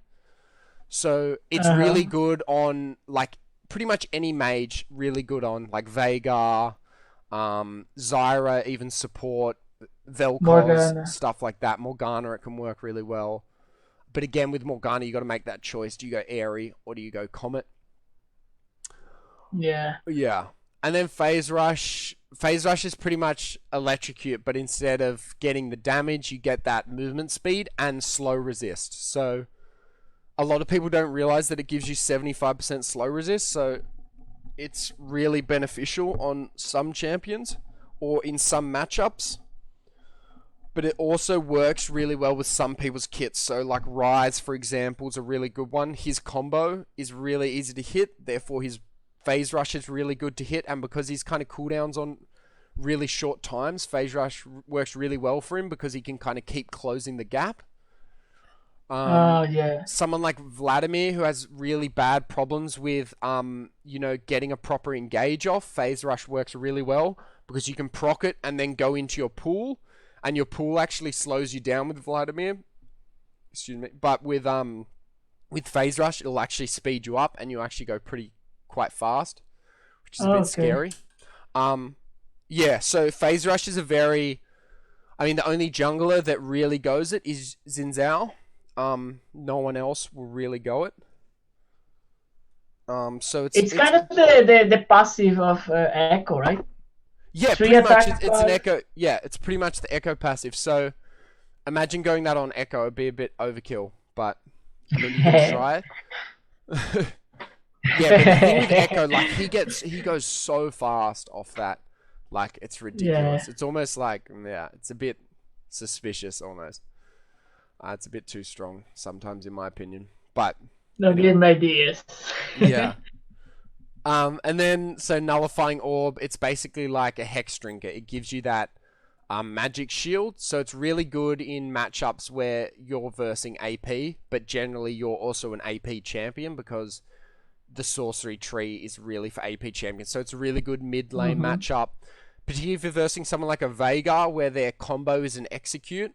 It can really save your life because it's 100. What does it do? If you would take magic damage that will reduce below 30, you get. Oh, yeah, you Yeah. get the shield. So you gain a shield, but it only absorbs magic damage. So if you get the shield and the rest is AD, you'll die with the shield. But if it's AP damage, it'll help you out. So yeah, you only really use it against mages. Then mana flow band, hitting an enemy with an ability permanently increases your maximum mana by 25, up to 250 mana. But it also yeah, once you hit that 25, once you hit the 250 stacks, you restore 1% of your missing mana every 5 seconds. So I was thinking about going that on Echo, but like he doesn't really have like in lane, like so in mid lane you can go mana flow band on Echo, if you want, but you don't really need it. You can manage his abilities so that you don't need to. yeah, And for someone like an Echo jungle, it's going to take you a while to proc this. Because theoretically, it's going to have to be, 10 ganks you're going to have to get off before Mana Flow Band pretty much procs. Or 10 attacks on champions. So it's going to take a while to proc. yeah. And then Nimbus Cloak, Yeah, And then Nimbus Cloak, so casting a summoner spell gives you a ghost. So this is actually really cool. That's the one that I'm trying on Echo now. Oh, okay. Yeah, Have you? because you smite the blue smite that is below the enemy. Yeah. And that automatically procs the Nimbus Cloak. Oh, yes, that's actually really good. That's really good. I haven't been using Nimbus Cloak much, but that's like junglers are gonna benefit. Like junglers should be using this so much. That I think the last game that I played was with that. Oh. My last game with Echo, I played with Nimbus Cloak. It was cool. It's really good. Yeah. Okay. And so what'd you go second for that then? You went Nimbus Cloak and Transcendent. Yeah. Yep. Nice. I was playing like Transcendent and Water Walking. Yeah. But then I went like on Nimbus Cloak and Transcendent, like kind of feels better. I think. Yeah, I was gonna say instead of Transcendence you could go Water Walking because Echo already gets a lot of cooldown. Like if you build Echo like Proto Belt, what's the AP mage item for junglers? I can't remember what it's called. Runic Echoes. And Runic Echoes, it has his name. yeah, exactly. And then you have like your Zonyas. You're already at like 30%. So as you've said, like Transcendence can be a bit of overkill. Yeah, but like I think I still get the Transcendent because you will get like maximum 40% cooldown, which is it's pretty cool. I agree. I think it is. For someone like Echo, Transcendence is kind of beat Water Walking. But yeah, that's a good one. Yeah. So yeah, Nimbus Cloak. It's good on Jax as well. I saw some videos like people playing that on Jax. Nimbus Cloak. It makes so much sense for junglers, who struggle closing the gap, like a blue, because you only go blue smite on a jungler if pretty much you're struggling to close the gap because it gives you that slow and the damage. Whereas red smite's always going to do more damage in a fight than blue smite.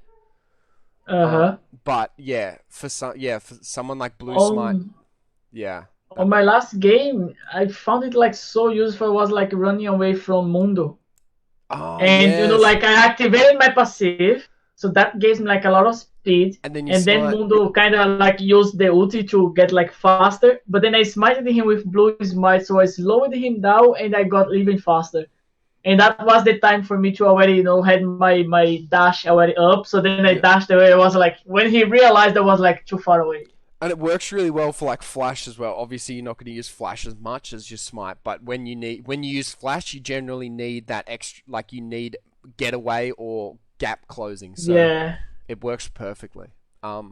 Yeah, And his smite is so low the cooldown, and you can even like have do two. it twice. It's like Yeah, it's makes so much sense for junglers, like I so gotta, much sense. man. I'm excited. I need to start trying Nimbus again. Um, Yeah. yeah, that's awesome. Yeah, and then Transcendence, 10% cooldown at level 10. Um, Yep. the over cooldown is not efficient, so if you get 50% cooldown, you'll start getting bonus ability power, but it doesn't actually work out to be in your favor. So generally, you only get Mm. Transcendence if your build is going to cap you out to 40%. If your build's going to cap you out to 50% cooldown with Transcendence, you generally don't go it because the Mm-hmm. bonus you get, it starts becoming inefficient. Um, so yeah, that's something. But like someone like Echo, you don't really go beyond 40%, except if you play mid lane Echo. Sometimes you go like Luden's Echo, um, and then you can go beyond 40% cooldown with But then you don't Transcendence. have the jungle item. Yeah, exactly. But then you could like, yeah. There's a lot. There's kind of not many situations where you're gonna go over the cap, basically. But yeah, and then celerity. I mean, this works with water walking, so I sometimes do champions even if they don't have something like a My Warwick. Warwick. Yeah, but even if they don't have something like Warwick, like this is perfect for Warwick, perfect for Hecarim, stuff like that. But it also stacks with like Relentless Hunter, so if you've got Hunter, celerity actually makes sense, even though you're not like a Warwick or a Hecarim, you could be a Lee Sin or something. But because you've got Hunter, because you've got Mobies, celerity is going to help everything there. And then plus water walking, it's all going to stack. So Uh-huh. it makes sense kind of on. It always makes sense on someone like Warwick, but it can also make sense on champions that don't necessarily have that crazy movement speed ability, but they can get a lot of movement speed out of combat from it, which is something. And obviously, it will work with Nimbus Cloak as well. So it's going to make that 7% more effective. It's going to make your Nimbus Cloak 7% more effective. So it's actually a really Mm. good synergy if you're thinking of trying something other Oh than yeah, Transcendence. that's true. That's Um, true. Nimbus Cloak and Celerity would be a good combination to try. yeah. Yeah, you could Just try that one. use Smite and then you imagine like Slam. proccing the passive Mm. from Echo You could run circles, after the yeah. smiting You could because you literally run already have like circles. the yeah. Jeez. It would actually be insane. And then yeah, so that's celerity. So that's a really good one. I like yeah, you got to combo it generally with something else. Um, but yeah, Hecarim and Warwick are kind of the two best for that. Then absolute focus. So this is a weird one. So it basically gives bonus AD or AP based on you being above 70% health. So this used to be really good, but then they nerfed it a bit. Literally, every 80 carry was going at people like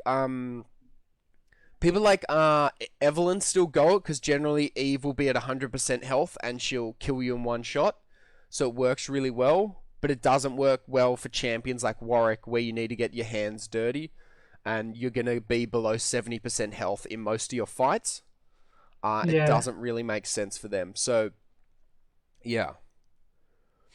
Um, it's it's an interesting one because it's kind of like Last Stand, but instead of being low health, it's being high health.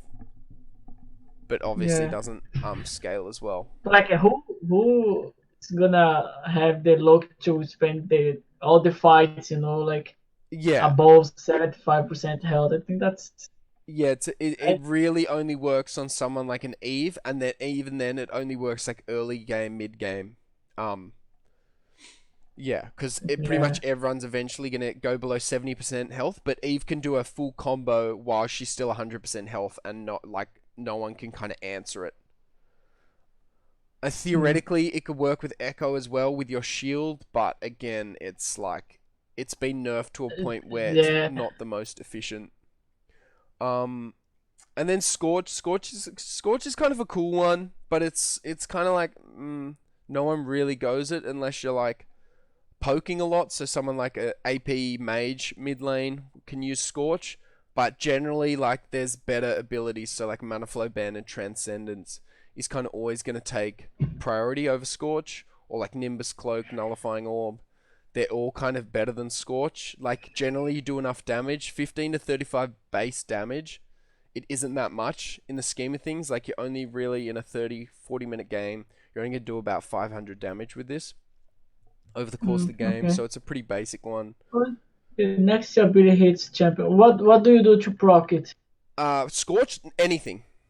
All you have to do Oh, is literally hit anything. It's like so it's kind of like a electrocute, but with 10 yeah, seconds cooldown and just need one hit. yeah. So it can be an auto attack. It can be oh sorry, it can't be an auto attack. It has to be an ability. But yeah, So it's like a summoner. yeah, pretty much. Okay. Yeah, and then water walking. I mean, you use this a lot. It's really good. It actually scales on level, so really good there. Based on this is a bit confusing. While in the review gain 25% bonus, 25 bonus movement speed and 3 to 18 based on level. Oh, bonus attack damage. Yeah, cool. Yeah, so it just also gives you bonus adaptive damage if you're AP, if you're AD. It's good for junglers because most of the fights you are gonna. And for how long? You get as long as you're in the river. Okay. You have it forever. Yeah, so like it's good for Drakes and Baron and and Herald. for someone like you who's very objective focused, it's like perfect. Yeah. And then Gathering Storm scales, so it's almost like Dark Harvest. So the longer the game goes, the bigger your bonuses become. So every 10 minutes you gain. So in the first 10 minutes you'll gain 4.8 adaptive attack damage or 8 ability power, and then it goes on to the infinite doubling. Or not double. Oh, and so the first it's one like doesn't it's double. just based on the time. Yeah. It's pretty insane. So it's really good on scaling champs, maybe like a Veigar or something. But again, games only go for 30 minutes, so you're generally gonna get only that bonus 28 AD, which is quite good. But generally, like you need early game stuff over Gathering Storm, so not that many people go it, even though it scales really well. So like someone like a Jhin goes Gathering Storm sometimes, or a Veigar, but really, it's not used that much because it just takes too long to ramp up, and the meta right now is early game. It's not really late game anymore. No one really plays late game meta that much, particularly with how the jungle works now. And then Resolve. So Grasp is basically like, God, what is it? It's almost like an Airy, but you can kind of keep it active. So you gotta be in combat, and then you get 4 stacks, and then your next basic attack deals against an enemy champion deals 4% of your maximum health, and then restores 2% of your maximum health. So it's really good on tank champions who suffer a bit of being able to do damage early game. So like someone like a Poppy, anyone really. Some people are going like Camille with Grasp. A Amumu, it could work, but Amumu's generally better with other stuff like Aftershock. Just works better with Amumu because of what it gives you. Grasp is more of like a top lane. You wouldn't really go it on jungler because you don't get to use it much. Yeah. Garen?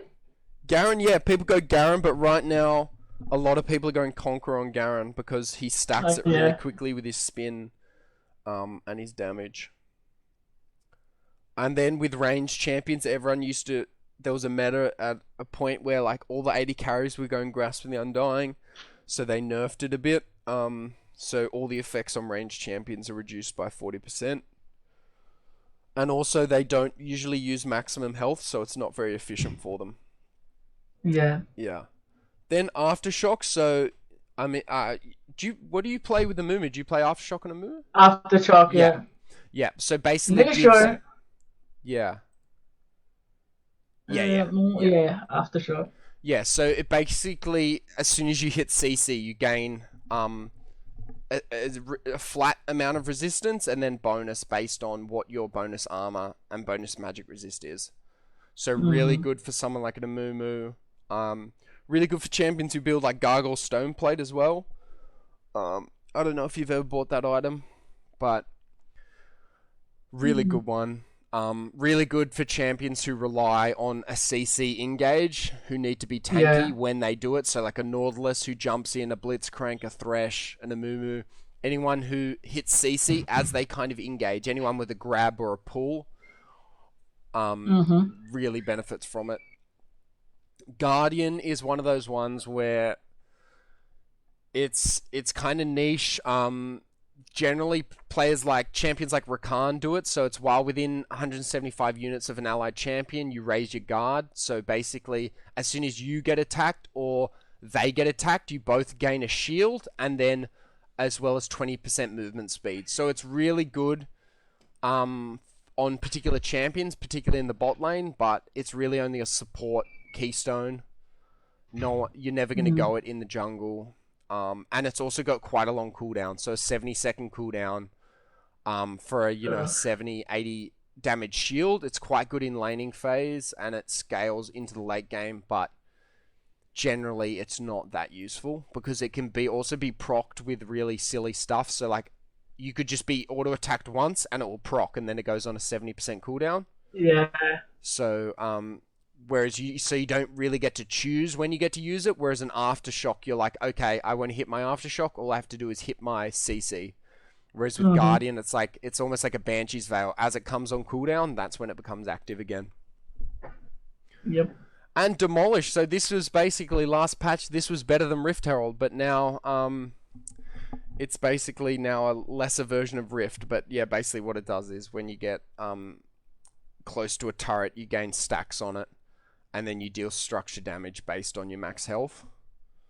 Yeah, I used to run that on Gary as well. Yeah, so you run it on champions that, one, have really good laning phase, but two, can actually get to the turret, because if you can't get to the turret, it can be a really useless slot. But I mean, you pretty much always get to the turret, and it's really good for plating. So it's kind of I coming have together. run that on Teemo as well. Team. Yeah, I guess it all depends on if you can get to the enemy's turret. Get so a little Teemo, bit tanky.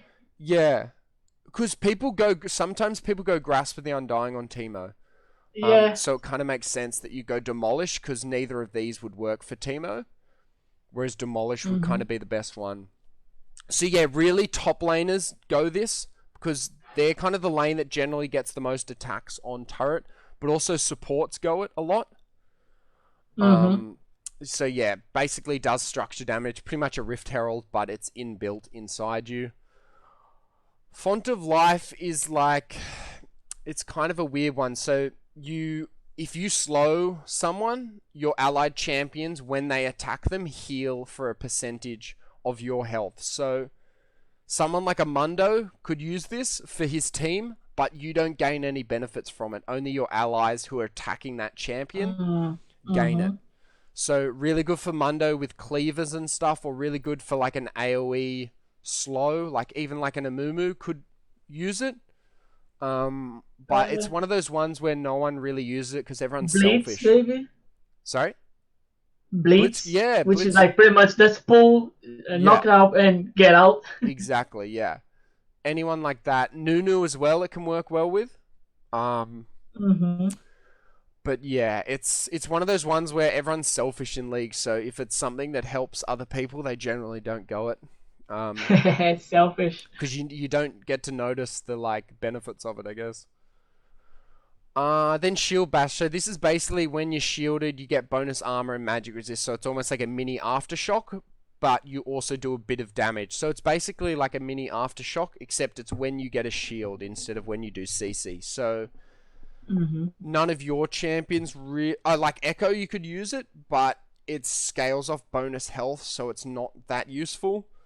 Yeah. Someone like a Vi can use it if you go Aftershock, because Vi gets a shield with a passive, but there's not many champions that actually want to go shield bash, because not many people. Malphite maybe. Yeah, Malphite could use it as well. That's actually a good idea. But again, Demolish probably is more useful for Malphite. Yeah. But I guess it's all in here. And so conditioning, this is a good one.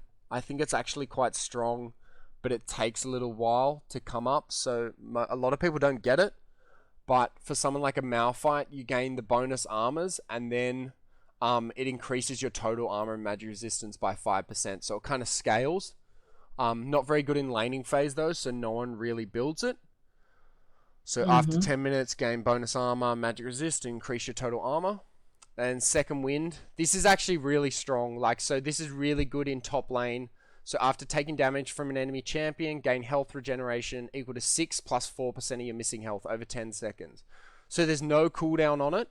All you have to do is take damage and you'll heal that back up. So it's really good if you're versing like a Teemo. It's really good against someone like a Teemo. You go a Doran shield, build second wind, and you can kind of heal up against their poke and kind of survive the laning phase that way.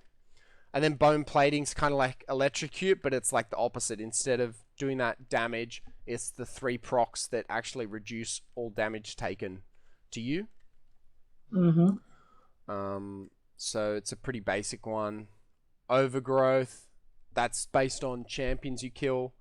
Monsters you kill. You gain a permanent amount of health, but it never really works. It does work, but it only works on champions like Mundo and stuff like that, tanks who kind of need that bonus health.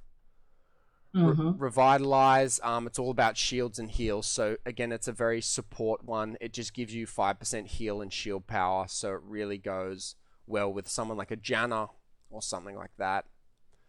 And then unflinching, almost like Nimbus Cloak, you gain 10% tenacity for each of your summoner spells on cooldown. So rather than giving movement speed, it gives tenacity and as well as slow resistance whenever you cast a summoner spell. So it kind of activates on your summoner spells. Does it add up? Like stacks? It's only stacks while they're on cooldown, so you can only get a maximum. Stacks up to 20%. Yeah. So you can only get 20% if you've used your flash and smite. Then you get it. So it can be good on junglers because you kind of always use your smite. So you can gain that resistances for 10 seconds. But again, it's quite niche. Yeah, it's not really. Yeah. And then inspiration. So this is kind of the final tree we're into. It's very utility based. Obviously, glacial augment. Basic attacks slow enemies for 2 seconds, which increases over the duration. They've nerfed this again for ranged champions. A lot of ranged champions were going it. So they kind of reduced it a little bit. Not really any melee champions go this. But what everyone uses glacial augment for is the passive that it does. So freeze ray. Slowing an enemy champion with an item active creates a 600 unit frozen line. So I don't know if you've ever seen that, but like if someone hits like Twin Shadows, this big bolt of kind of ice comes out on the ground and it creates like a slow field, almost like a Brawlmalt. The aftermath of a Brawlmalt, and it slows by 60%. So it's got no cooldown, the passive, and it's really good for active items. So Twin Shadows, Hextech GLP, which shoots out the freeze rays. Really good on champions like Veigar and Vel'Koz. They're really the only few champions you'd actually play that on. Unsealed spellbook, so kind of like Omni Stone, except instead of keystones, it's your spells. So while not using your teleport, so while not kind of unable to move or out of combat, you can swap one of your equipped summoner spells to a new one. So your first swap becomes available at the 6-minute mark. So you can't actually swap anything for the first 6 minutes with an initial 240-second cooldown. So what's that? Is that 4 minutes? Yeah, that's a 4-minute cooldown. So 1 minute less than your flash. Selecting the summoner spell reduces the swap cooldown by 20 seconds. And then you must swap to 3 different summoner spells before returning to the one you've already used. So a lot of players use this to swap out their secondary summoner, so they'll always kind of keep flash, and they'll kind of always try and Mm-hmm. change out their second one. But also, people sometimes are quite risky, and they'll swap out their flash for like a heal or a barrier or something like that.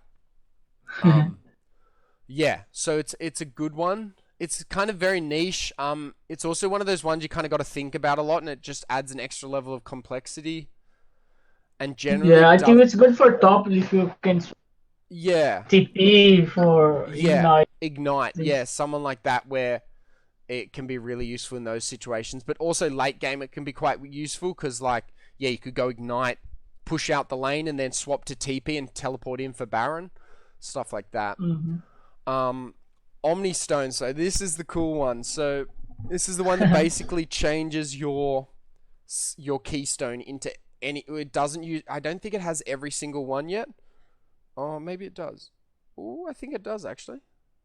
Yeah. So it's literally got every other keystone except for Unsealed Spellbook. So it swaps it out, and basically you grant a single use of another random keystone, so 7 to 3 second cooldown between using a keystone and gaining the next. After 40 seconds of not using a given keystone, another random keystone is granted while out of combat. Entering the fountain will re-roll the current keystone. So basically, Jeez. in combat, you can get 3 to 4 keystones off in one fight, as long as you keep proccing them. So as soon as you get to 10 stacks Conqueror, it stays on you until the 10 stacks runs out, and then you swap keystone, goes on a 3 second cooldown, then you get like a Grasp of the Undying or a Press the Attack, if that makes But sense. like, do you is it an active? Like you No, get so it's have it's only an active in the sense of, for Press the Attack, you need to get 3 attacks to proc it. For if you get Predator, you have to use it, so you have to actually activate Predator. But for But every then, like, to swap between keystones, do you actually need to you like activate it or? so unlike Summon Unsealed Spellbook, it's you cannot activate when you get to switch. It's all based on cooldown. So if you proc Grasp of the Undying, you can't select to choose something else. After 7 to 3 seconds, then you'll get a random keystone after Grasp of the Undying. So you're fighting, you get Grasp as your Omni Stone, you proc it, your Omni Stone goes on cooldown after 3 seconds, then you could get Aftershock or you could get Comet. Then you proc that, you hit your Comet, then it goes on cooldown again, then you go to Fleet Footwork or Okay. Lethal So Temper. why I don't proc it? It stays there. It stays there until you proc it or 40 seconds of not using a Oh, keystone. okay. And it's all random. It's random, but last patch, I'm going to go into the patch notes quickly because so at the bottom here, keystones cycle semi-randomly, so you can't get the same keystone for like in the first 5 rolls after it's been used.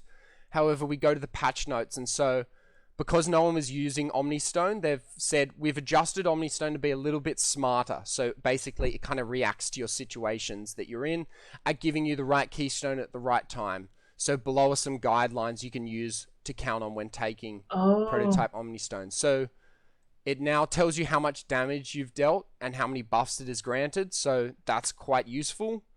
It used to just not tell you damage. So you'd do Electrocute, you do Aftershock, but you'd never actually know how much damage you've done. So it's hard to tell how efficient it was. Obviously, all these buffs are the same, but you go to certain keystones. So for Predator, you're more likely to get Predator when not near enemy champions and less likely to get it in combat when near enemy champions. So basically, you never want to... No one ever uses Predator in combat. You always use it so to... you're like in your jungle, like just walking around and farming, and then I Yeah. got predator, so I know that my jungle is not invaded. Yeah, exactly. You can almost use it like the Warwick scent. Yeah. And then, like, yeah, Dark Harvest, you're more likely to get it when near, like, low health champions. More likely to get it. Oh, that's cool. Okay, so Halo Blades is more likely to get Halo Blades when near low health enemy champions and building attack speed or attack damage. So there's a lot of conditions here. They're more likely to get Conqueror when both you and enemies have high health. Increased if you're a melee champion. Then Fleet Footwork. So see, fleet footwork, even Riot knows that it doesn't scale well, so more likely to get fleet footwork if you're low health and below level 9. So it's also helping Omnistone scale all these buffs. They're kind of reducing the frequency of the more early game focused keystones. More likely to get Glacial Augment if you have a glacial item off cooldown, so Hextech, Gunblade, Twin Shadows, all those guys. And then more likely to get Summonary when you have healing, shielding power. So I'm not sure if these are the only ones that they've now tweaked, or if they're going to tweak everyone, because it's weird that they haven't... the one... Yeah, that's true. Because, like, what about Press the Attack? What about, you know, all these other ones that they haven't talked about? What about Aftershock? When are you more likely to get Aftershock? So... Yeah. I'm not sure because they don't say it either. So below are some guidelines, which makes me think that all of them do have certain conditions that they're more likely to activate under. They just haven't told us, which Riot does that a lot, and I don't think they realize that the community wants to know exactly everything. Like, they want to know every single one, but that's just Riot's way. Who knows if they've actually done the rest. They've probably only just done these and didn't have time to do the rest before the patch, but that's all good. We'll eventually figure it out. So that's a cool one. I don't think any of your champions right now could use it. Echo kind of, but not really. Echo? Yeah, but then like when you get like lethal tempo or something, it's a bit random. Well, will I get lethal tempo? Yeah, you can get any keystone. Yeah. No, yeah, but I mean, because like at least for the patch, the little tempo is if I'm building attack speed. Yeah. So and yeah, so definitely you're less likely to get it, but the chances are still there. So yeah, I'm more in terms of efficiency. So yeah, you're definitely going to get it less likely, but in terms of efficiency, like I don't even know what would be the best example of a champion who'd work best. Yeah, I'm thinking here like who would use that? Like I keep thinking Pantheon, but I don't know even about Pantheon. It's a bit weird. Maybe oh no, I was gonna say Aphelios, but no. Maybe Zoe could work really well with it. I don't know. Because Zoe kind of picks up summoner spells. She's picking up keystones. No, it's so random. It could just be insanely random, and this Zoe's just doing all this crazy shit around the map. I don't know. I think it's one to watch because I think we're gonna start seeing it being used. But I think we're gonna be looking into the pros. The pros are gonna use it, and then we're gonna go, oh, okay, so that's how you use it. It's probably gonna come out of Korea or something. Someone gonna do something crazy. Oh yeah, it has to be Korea. It'll be some like kid, Ivan Omnistone. 12 years old.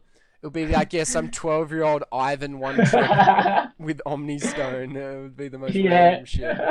But I think this is like, I really like kind of what Riot's done with that. I think it's pretty cool. So hopefully it kind of works out the way they've intended it to. So Hextech Flash Traption, I don't know if you've ever seen this one before, but when your flash is on cooldown, you get... Oh, I tried to use it. Yeah, it feels really weird when you first use it. So I just couldn't. I mean, like, you need to click and hold it to the direction. To get like, when are you like, no, you want to flash? Okay, I don't have flash, but I have this. Let me click and hold for 2 seconds. Like... Yeah, so it's really good on like a champion like Blitzcrank or someone who wants to jump over a wall that doesn't have mobility. So like a Blitzcrank, but like if you spend like 2 seconds to jump like a wall, if you're chasing some enemy, he's gonna be gone. Yeah, and if you actually like getting away to like trying to avoid getting killed, you are killed by that time. It's more to engage, so it's more to get Blitzcrank in a really good position, a hook or something like that. But yeah, you'd never use it. I tried to use it. Yeah, but it's so... It'd be hard to use to get away with, like, unless you're like somehow hide in a bush for like 2 seconds and then you're able to use the flash in those like in that new wall that they've added in bot lane and top lane. You like somehow flash over that and then just press back, and they don't know where you're going. It's so random. I don't know. I tried. I was like, oh, magic footwork. I was using that as well on Echo. Oh yeah. At the start, Yeah. And I was like, let me try this here because the description sounds like interesting. Like, oh, when your flash is cooldown, you can kind of like teleport. So cool. Yeah, yeah, it sounds really cool, but yeah. It's very niche, like Oh it doesn't shit. work with many, yeah, it doesn't work with many champions, particularly junglers.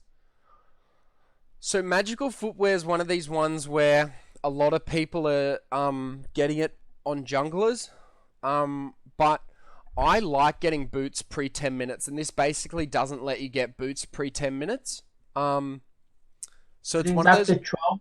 Yeah, so it's at 12, but every takedown reduces that by 45 seconds. So generally, you'll get 3 or 4 kills in 10 minutes. So it'll basically be a 10-minute cooldown. And then the boots, so you get free boots, but what they also do is they give you 10% bonus movement speed. But Mm. the problem is you can't buy boots until this activates. So if you want to do like a Moby Boots rush because you want to gank a lot, or something like that, it's not going to work in your favor. Mm-hmm. But a lot of people are going it, I think, just for the free boots. No, Um, if it's to get like free boots, even for the 10% it's like it's not movement speed, I it's would still go the free um, uh, clock. yeah, stopwatch. Yeah, Yeah, that yeah, yeah, yeah. one. Yeah, if I'm going inspiration, I almost always choose perfect timing over magical Even for footwear. Echo, that's like mostly nearly all games are gonna build Zonia. That's like Yeah. really Oh, so useful. do you go the inspiration tree for Echo? I have done that. Yeah, I'm trying everything on Echo to Okay, see if that's I. good. Yeah, you could go like Cosmic Insight, the 5%, and then perfect timing or something like that. Yeah, that was exactly what I was going. Yeah. Yeah, because none of the others really work that well for him. Um, and then so perfect timing. After 10 minutes, you gain a stopwatch. Um, they've nerfed it a lot because they didn't like how it was going, but um, it also reduces the cooldown. So if you get perfect timing, it actually reduces the cooldown of your Zonyas by 15%, which a lot of people again don't know about. Yeah, that's cool. I So didn't know that. again, they've done it so they're trying to make this slot never be used by people who are just going to buy it and then sell it after 10 minutes or after they use it. So again, it works really well for people who build a Zonyas or a Guardian Angels or a Gargoyle, but it doesn't work now for people who used to just buy it for that stopwatch invulnerability. Um, Mm-hmm. yeah. And then so futures market, you pretty much go into debt to buy items. Um, What? yeah, so you can go into debt up to 145 gold plus 5 per minute, but every time you do that, you get a lending fee of $50. 50 gold. So it's pretty much And like what if you don't pay? yeah, well, I don't know. Theoretically you could never have to pay it back, but you'd be sitting on like 7k gold with not very many items. So this one again, it's really niche. People don't. It's some people use it for like 80 carries to get their BF sword earlier. Some people use it in top lane to get like your Tiamat rush quicker, stuff like that. But it's really, uh, I just the 50 lending fee just gets me. I just don't want to do it.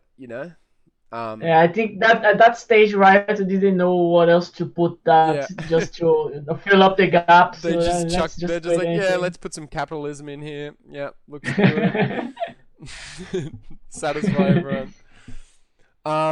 Minion dematerialize is a cool one. It used to be a lot stronger. You used to get 5 of them. Now you only get 3. And basically, what it does, it's like a smite, but it's a true damage smite, and it only works on lane minions.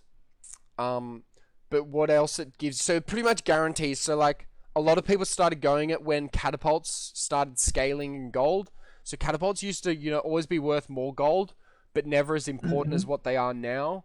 Now they're super important, and like missing a catapult in laning phase can kind of be a semi big deal. So it's basically a lot of people use it just to make sure that they can get the cannon. Um, but it also gives Mm. increased bonus damage. So, oh wait, or did they nerf it? So for the kill, you also gain 6%. Yeah, so you gain 6% increased damage to that type of minion for the remainder of the game. So Okay.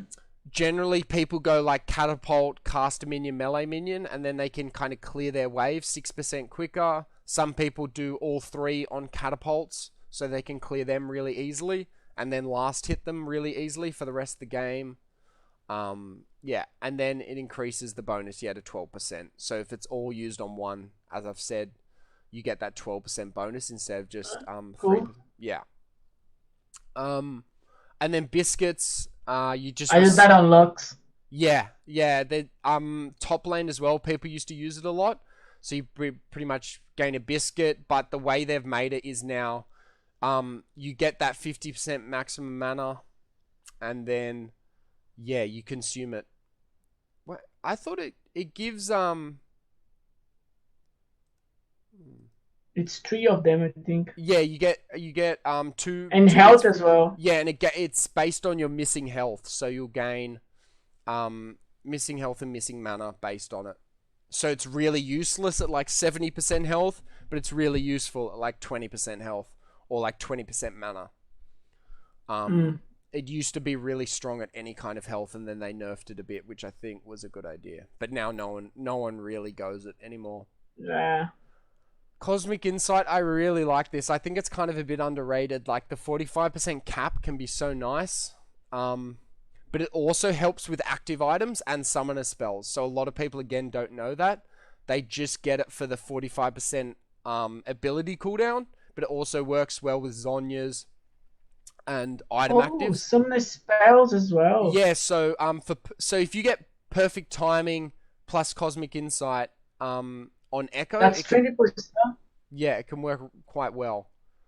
But obviously it's only 5%, so it's not that crazy. Plus the perfect timing, that's 20% on Zhonya. Yeah, exactly. So it adds up.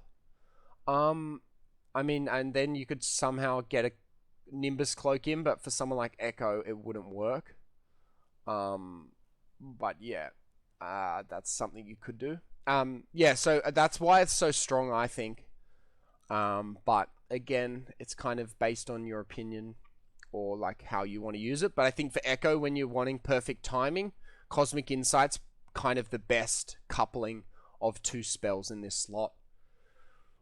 Then Approach Velocity. So this one, gain 15% movement speed when moving toward an enemy that you've impaired or that an ally is impaired. So basically a slow, a root, a stun, suppression, all these kind of things. So if you ever play Mundo Jungle, Approach Velocity is really good because of your cleavers. You're pretty much gaining that 15% movement speed every time you hit a cleaver, and it just helps you kind of run someone down a bit quicker. The only other champions I can really think of is like Ashe it can work on, but again, that's really like niche. You wouldn't use it in many situations. The only one that really goes this is Mundo because of your cleavers on like a 2-second cooldown. You can kind of chase people down to death.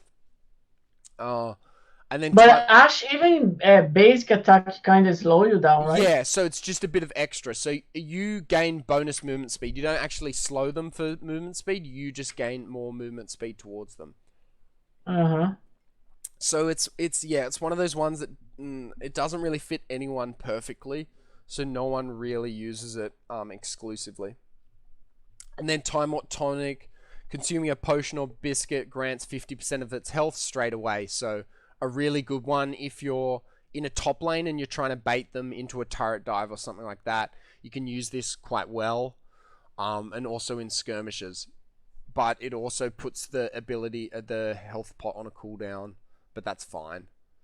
And then you also gain 5% movement speed. So this used to be a lot stronger. It used to make things last longer. It used to make all potions last 20% longer.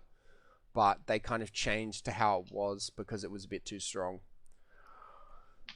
Yeah, but Time Warp Tonic, you could use it on Echo if you go Corrupting Potion. Some people go Echo, Corrupting Potion, Time Warp Tonic, and then like Perfect Timing. But again, it's only say if you're in a heavy poke lane or something like that. No. Yeah. And then slots, these are pretty standard. 5.4 bonus attack damage, 5.4 for those two. So generally, I assume you go attack speed, bonus, and then armor or magic resist. Yeah. Yeah. Mm-hmm. Sometimes you can go health, like if you're playing like as a Mundo or something, you can go health. But Yeah. on the champions you're playing, not really worth it. The only time you'd go cooldown really is Riven does this sometimes. People who want to get to that 40% cooldown really quickly, who don't need that much attack speed. So really, Riven's a perfect example of that. But really, this 10% bonus attack speed, it's so efficient. Like 10% bonus, Yeah. like there's like you can't justify going either of these pretty much on any jungler, because you just There is no suffer. cap for attack speed, right? Yeah, there's a cap. So 2.5 attacks a second is the cap for attack speed. Okay. Unless you have lethal tempo, then there's no cap. So with lethal tempo, you can exceed 2.5 attacks a second. If I go like Yep. mastery, because I also use like 10% bonus attack speed on mastery for that. Yeah. I might be exceeding the cap and like getting like wasting it. Yeah, so you should actually be careful of that. It's Yeah. kind of hard though to. What's your build on? What's your general build? Go like Blade of Ruin King, Ginsus, which Yeah. also gives attack speed. Yeah. Oh, there you go, one there. So you get 25%, 25%, 50%, plus the 10%, That's already 100. plus the 35%. Yeah, you could be. I think it's. I'm not. I'm not good with the math at it. But you should definitely check that, because it becomes inefficient as soon as you hit that 2.5. It becomes really inefficient, especially with your ult. Your ult gives you attack speed as well, right? Yeah. Yeah. So you could be going over. So in that case, 2.5. But like, how do I calculate like? Because that's just in terms of percentage, right? So it's 50% the jungle item, plus 25 Blade of Ruin King, plus 25 for Ginsus. That's already 100%. Yeah. Then we have 35% the boots. That's 135. 10% of the rune, the things there. Yeah. So that's 145%. Yeah. So I mean, I actually don't know the best way to calculate that, because I don't know exactly what it's based on, how they stack with each other.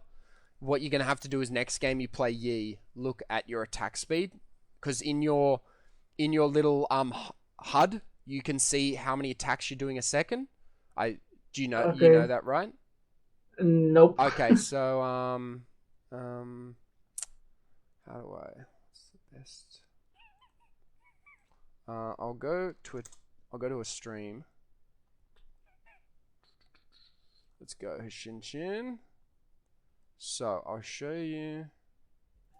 So here, if you press so he's got all his, but if you press the shortcut button C, it brings up a little tab here that shows your attacks per second, your health regen, all these little stats. So if you press C, champion info, maybe I'll just get a. Is there a way that during the game, that I can see the gold difference? No. I know that during the replay you can, but during the game, no. I think it'd be too kind of strong. You'd have to like,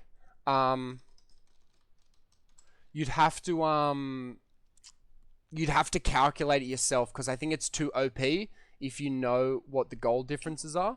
Yeah. But I mean, if everyone knew, I mean, maybe they add it because, like, I never thought they were going to add jungle timers for every camp, because I thought that was a bit unfair to people who knew how to track their camps.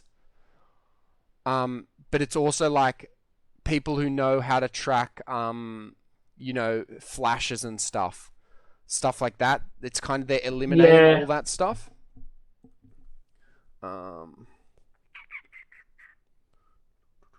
I think they should just, add the, when like your teammate uses the flash, you see that it's on cooldown. Yeah. I think they should add for us to see the enemy as well. That's that's pretty deadly. Oh, I don't want this. What's the best way to get into something? Create custom? Yeah.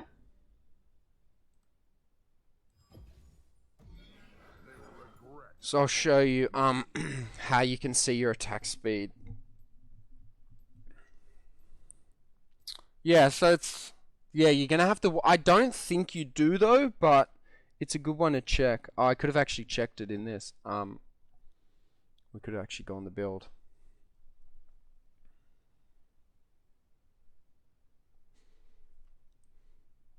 Oh, what's the time where you are? It's pretty late now, isn't it? Like 1:40? Oh shit, yeah. Sorry, 1:40. I forgot that, like, bringing this back. No, I didn't actually think that's we fine. were gonna go for this long. We kind of just we went through it pretty in depth.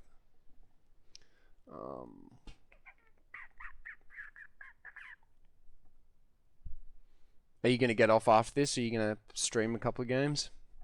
Nah, I'm just gonna go to bed. That's I played Clash today. Once, just the first game. nice. Who'd you play with? How'd you find a team, or did you play on your own? Same like last Clash. I think it was last week, right? Yeah. Like I saw this post on Facebook. The guy like, oh, we need a jungler. I'm Oh, here. What to cool. play? And then we play like a few normal games and said, okay, cool, let's play. And then we won Clash last week. So we played the same team this week. So here, so when I press C, you get your health regen, your armor, but here is your attack speed. So 0.75 yeah, in this case. yeah, I will check on E, put the same build and see. yeah. Go into a practice tool, get the build up, and then yeah, and so you can also see your attack range, and it shows your indicator as well. Also your lifesteal, tenacity, all that stuff. Yeah. So that's all right. That's a good one. Yeah, I think I might be. You could be pushing it with that many items. 145%. Yeah. Jeez. All right. Cool, John. Right, that's it. Yeah, that's it. Learned a lot today. Yeah, yeah. No, it's good. Omnistone, keep an eye on it. I think we're going to be seeing it a lot more with this new patch. Yeah. It's gonna be interesting to see how people play that. I think that's gonna be so random. You know, like, oh, Yeah. I wish I had like Conqueror now instead of. Yeah, I think it's gonna be good in like top lane, where like champions can use a lot more of them. Like a Jax could actually work really well with almost all of them, because he's got AP damage, he's got AD damage. Like Conqueror works with him, Press the Attack works with him. Aftershock can work with him. I think it's more like, I think it's also depend way more of the player itself than the actual champ, because you will actually need to change your play style according to the rune you have. Yeah, because like nowadays what we all do, like, we have our play style and we get the runes that actually match our play style. Yeah. But if you go for that like Omnistone, you actually need to change your play style to match the rune that you got. So it's gonna be hard. Yeah, it is going to be hard. But yeah, it'll be a cool one to watch. Hey guys, me again. I hope you enjoyed the video and the really in-depth room rundown I had with John. If you're interested in kind of knowing more about these kind of things, please don't hesitate to reach out to me by jumping on my website, lolcoach.academy, jumping in chat, or just emailing me at hello@lolcoach.academy. Literally type that into your email, send it, or add me on Discord, Dylan LCA. You can literally just join my Discord channel on my website. You can also get your free profile review on your website by yours truly. And yeah, let's start a conversation, because I really want to help as many of you out there as possible climb to your true potential. So cheers, guys. Good luck on the Rift.